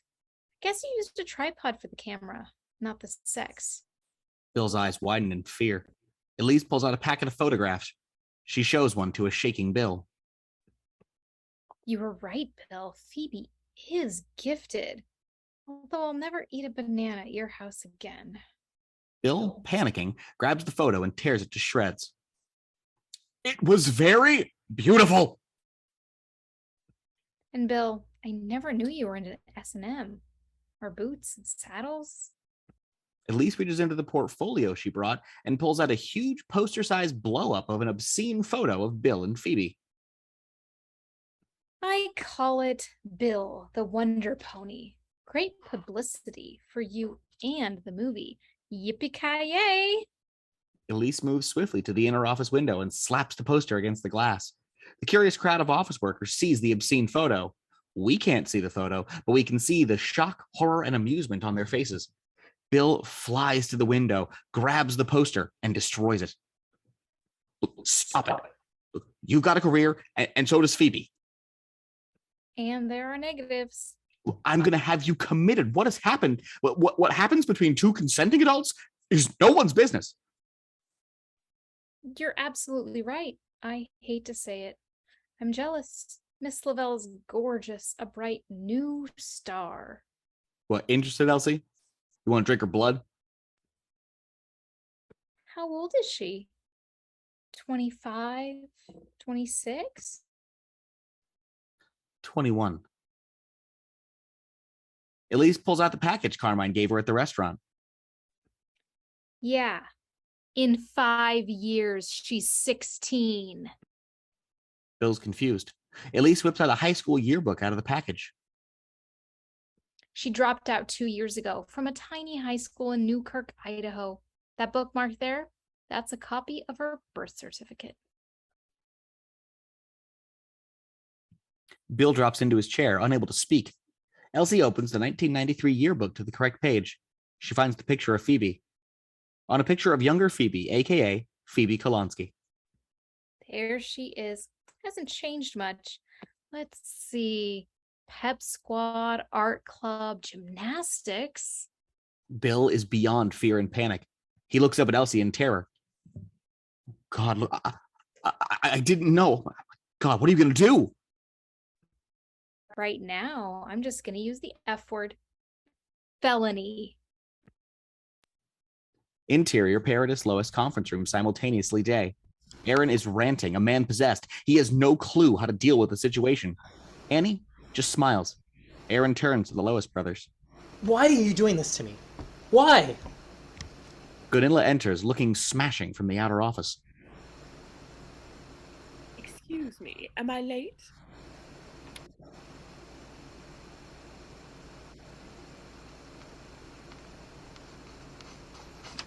I wasn't expecting you, but maybe Annie was? I can't hear you, dear. Oh, fuck. Anyway, Guanilla, this is Aaron, and I'm so sorry. Gunilla Garson Goldberg, a pleasure. Oh my god. My late husband, Nathan Goldberg, founded Goldberg and Associates. He built the company into $1 billion enterprise. He purchased diamonds and rubies for a chorus girl named Adeline Gorn. He was about to divorce me when tragedy struck him over the head with a blunt instrument. The intruder was never captured. My grief was enormous, as was the estate. Since then, I have dedicated my resources to helping those in need. The poor, the orphan, your wife. Annie, I'm here whenever you need me. Just call. But what was the blunt instrument? What did you hit him with? Miss Gorn. Nilla leaves. Annie smiles to the Lois brothers. Gentlemen, we'll resume in my office in 5 minutes. Mark and Eric gratefully scamper out. Aaron pounces. Your office? Is that all you can do? Think of yourself? If you go through with this, I'll have nothing. Everyone in town is looking for the new guy. How can I compete? Who the hell is going to want me when I'm 46 years old? I'll have to start from scratch. Oh, darling, I just know how you feel. He slides a business card across the table to Aaron. Aaron, grow from love. Interior Morty's hostage room simultaneously day.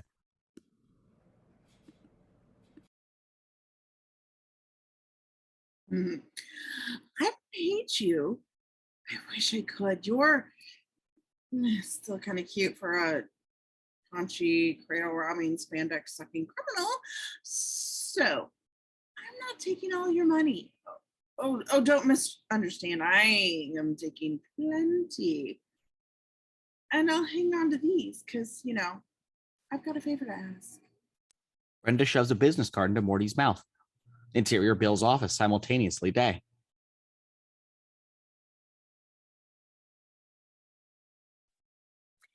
When we were married, I helped you. Now it's your turn to help others. She puts the yearbook, etc., into her bag. She's obviously leaving. Bill doesn't understand. Where are you going? To Kate Barbara Walters. Oh my God. Not about you, you self-centered moron. About my career. About my brave battle with substance abuse. About my dating a much younger man. Barbara can't wait. She's gonna come. Bill is even more perplexed.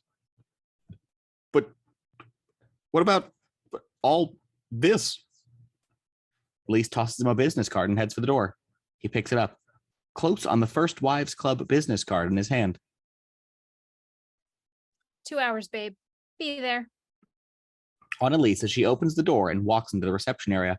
The entire office bursts into applause and whistles. Elise graciously acknowledges them and walks towards the elevator. Interior First Wives Club headquarters waiting room day. Bill and Aaron sit in the waiting area, terrified. Morty enters, pissed. They all look each other over. So, what are you guys in for? Before Aaron or Bill can answer, Chris enters from an inner office door. Aaron's surprised to see her there. Gentlemen and Daddy. Bill, Aaron, and Morty rise apprehensively and go through the door. Aaron holds back a beat to whisper to Chris. Honey, can you tell me what's going on? I can't handle any more surprises today. Chris just shakes her head. Aaron, irritated, walks on. But Chris has a thought. Oh, Daddy, Aaron pauses, hopefully. I'm a lesbian. A big one. Chris closes the door in Aaron's face. Interior First Wives Club offices continuous day. Bill, Morty, and Aaron file in. The triumvirate of Annie, Brenda, and Elise are ready for them. The men are cowed, overwhelmed.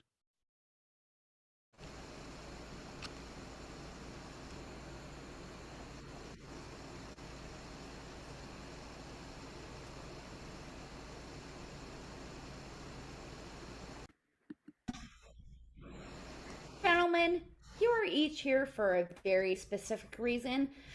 This is not a negotiation. This is not a retaliation. This is not about men versus women. What is it then? I'm sick of this crap. Aaron interjects quietly. He doesn't want to rock any boats. Don't make her mad.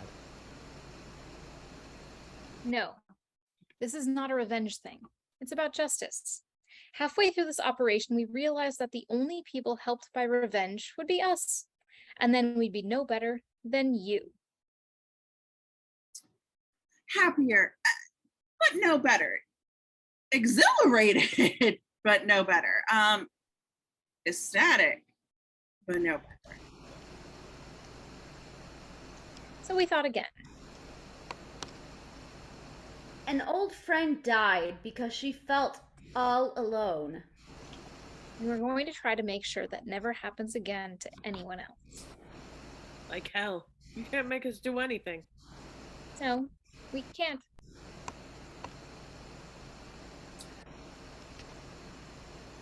But Vito can, and Joey can. Vanilla can. Granilla? Damn it, Morty. What would we have to do? The First Wives Club smile is one, and we cut to a wall being knocked down, revealing the wives and construction workers. A montage of the renovation of the First Wives Club headquarters. Morty, Bill, and Aaron writing checks. The wives oversee construction, knocking out walls, spreading over the whole ground floor of the building of the First Wives Club headquarters. Duarto supervises. Establishing a shot of a theater marquee with Elise's name in lights on the title Of a Certain Age. Limos line 45th Street. Interior theater opening night. Elise, her face streaked with tears, takes a deep bow before a standing ovation. Annie and Brenda are in the audience, clapping wildly. Brenda lets loose an ear-splitting whistle. When the curtain falls, Elise runs off stage into Larry's arms. Bill, Morty, Aaron write more checks. Annie conducts a meeting at the Paradise Agency. She's a natural leader. Everyone in the conference room listens attentively, except Aaron, who sits next to Annie, looking like someone shit in his soup. Catherine and Chris interview applicants for the First Wives Club staff positions. Annie goes through Morty's electronics with Morty. She points to computers, electronics, etc. Morty reluctantly instructs the clerk to give them to her. More checks. Aaron, Morty, and Bill. Annie, Brenda, and Elise enter Bergdorf's. Hairstyle montage at Frederick Fakey. First stylist studies Elise, who sits in a salon chair. Another stylist studies Brenda, who sits in a salon chair. A third stylist studies Annie, who sits in a salon chair. The stylist begins snipping at Elsie's hair. Brenda's hair is now covered in foil twists. The stylist continues to study Annie. The back of Elsie's head, she glides around. She has a terrific new short hairstyle.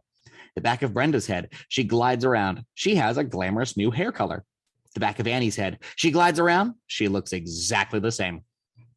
Interior, Gil and Mary's apartment, formerly Cynthia's day. Mary sits huddled on the couch in a robe. She's a wreck. Her hair is messy, and she's been drinking and weeping. Gil is pulling on his overcoat and is his usual self-assured, smug self. Someone else.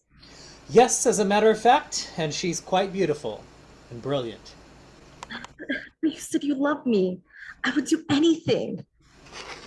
Then just leave quietly. You corporate babes, just because you got an MBA, you think you've got all the answers. I need more. A real woman. Who? A goddess. An angel. A doctor. Gil, please. Just be gone by the time I get back. Gil exits. Mary looks around the room desperately. She slugs back another glass of vodka.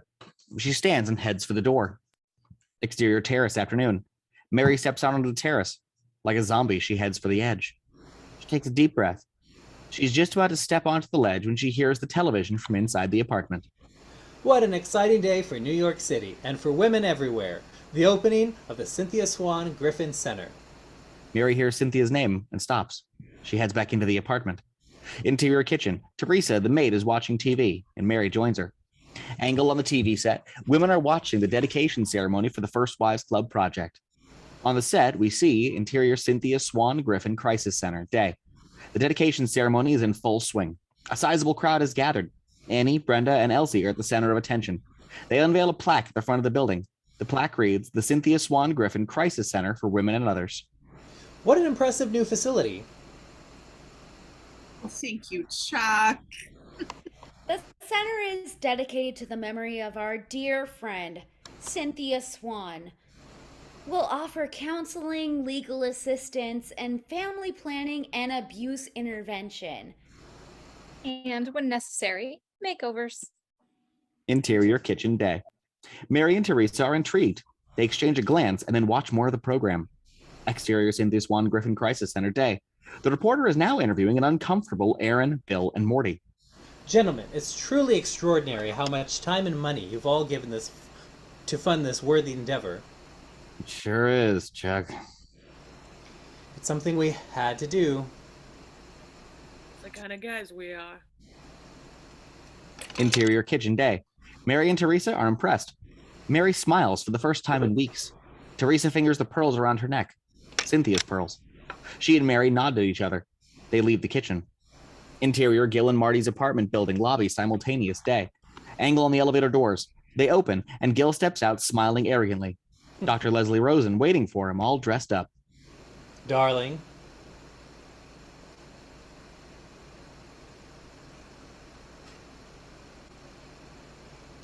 Thought I saw you. Stud. Ah. Interior Gil and Mary's living room. Mary and Teresa are lugging the bronze bust of Gil towards the terrace. Exterior apartment building, day.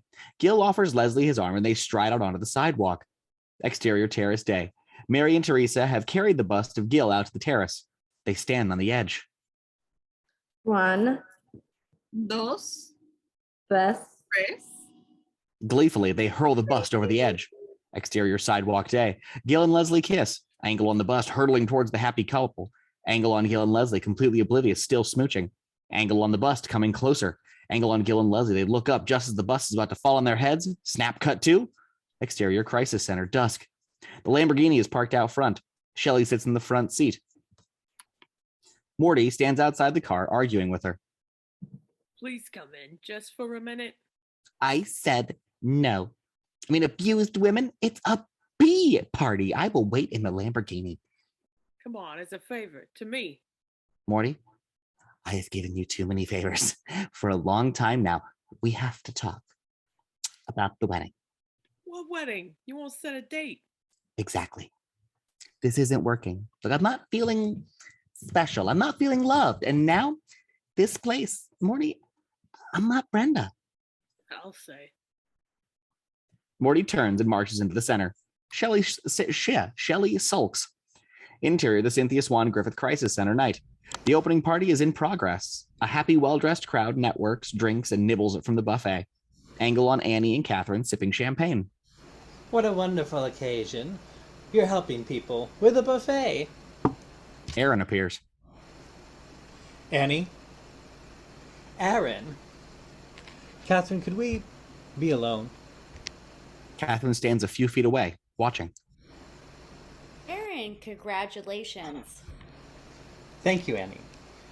I've been thinking. I think I've made a terrible mistake in abandoning you and our marriage. She dumped you. That's not the point. I love you. I miss you. I miss all of the wonderful things you used to do. For me. With me. Well, Aaron, you know, I'm not really like Elise or Brenda. I never really have their style or their guts. That's not you. Well, I mean, but I have something else. Finally, after 25 years. What? Alive. Try it. But Annie. Catherine has inched her way over. Is he bothering you? Who? Annie and Catherine clink glasses as Aaron slinks off. Angle on Elsie and Larry. They're both sipping Perrier. Larry raises his bottle for a toast.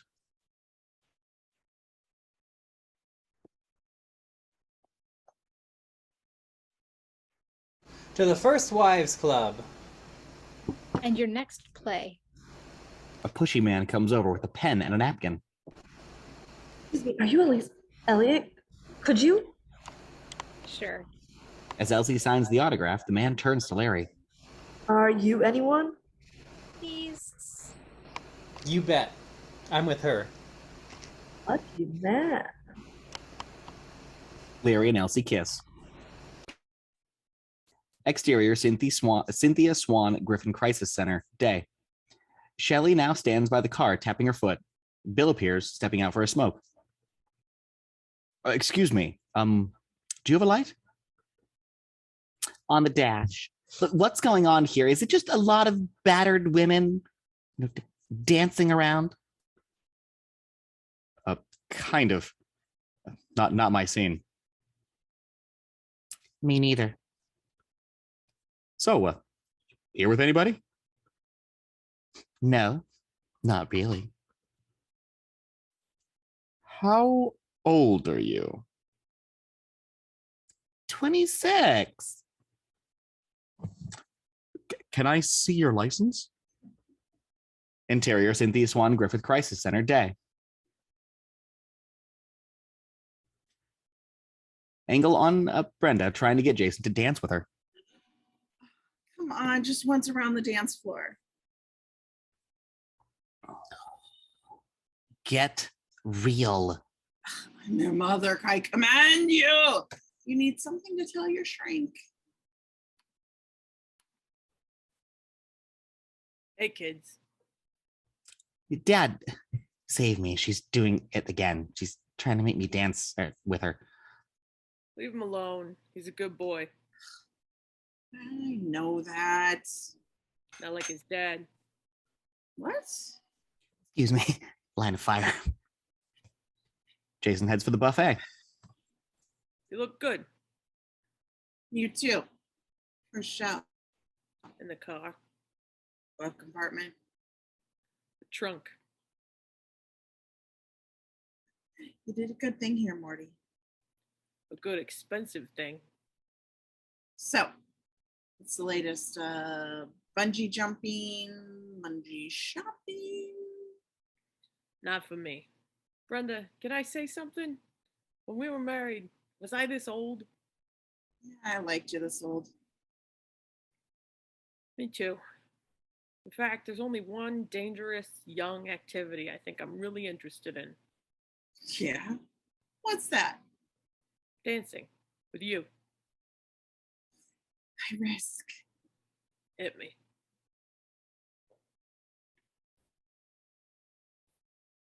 Woody, come on, you're engaged to Shelley. Between you and me, she's a terrible dancer. Oh, too bony? You're not. Brenda pauses and then begins to dance with him. They look into each other's eyes, and there is a sense of possibilities. Angle on Jason, grinning. He looks around, sips a beer. Angle on Gwenilla, seated at a table with a glass of champagne, watching the dancers. Jesus, I'm literally hiccuping. Uncle Carmine, looking very dapper, and he approaches her. Mrs. Goldberg. Yes, I'm Emanuele, Brenda's uncle. of course. I've heard so much about you. Gunilla Garson Goldberg. The one and only. Tell me honestly, have you ever killed anyone? Really? You first. Carmine offers his hand. Gwenilla takes it, and they dance. Angle on Annie, Brenda, and Elise, posing for a picture. Larry is the photographer. Chris, get in the picture. Chris joins the women.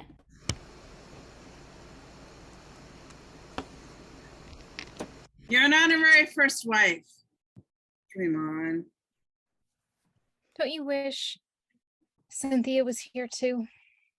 She is, in a way. The women exchange a glance. They all hold out their pearls. Oh my god. We're women of the 90s. Do you know what we need? Independence and self-esteem? A congressional power base. More roles for women over 40? Earrings. Smile, ladies.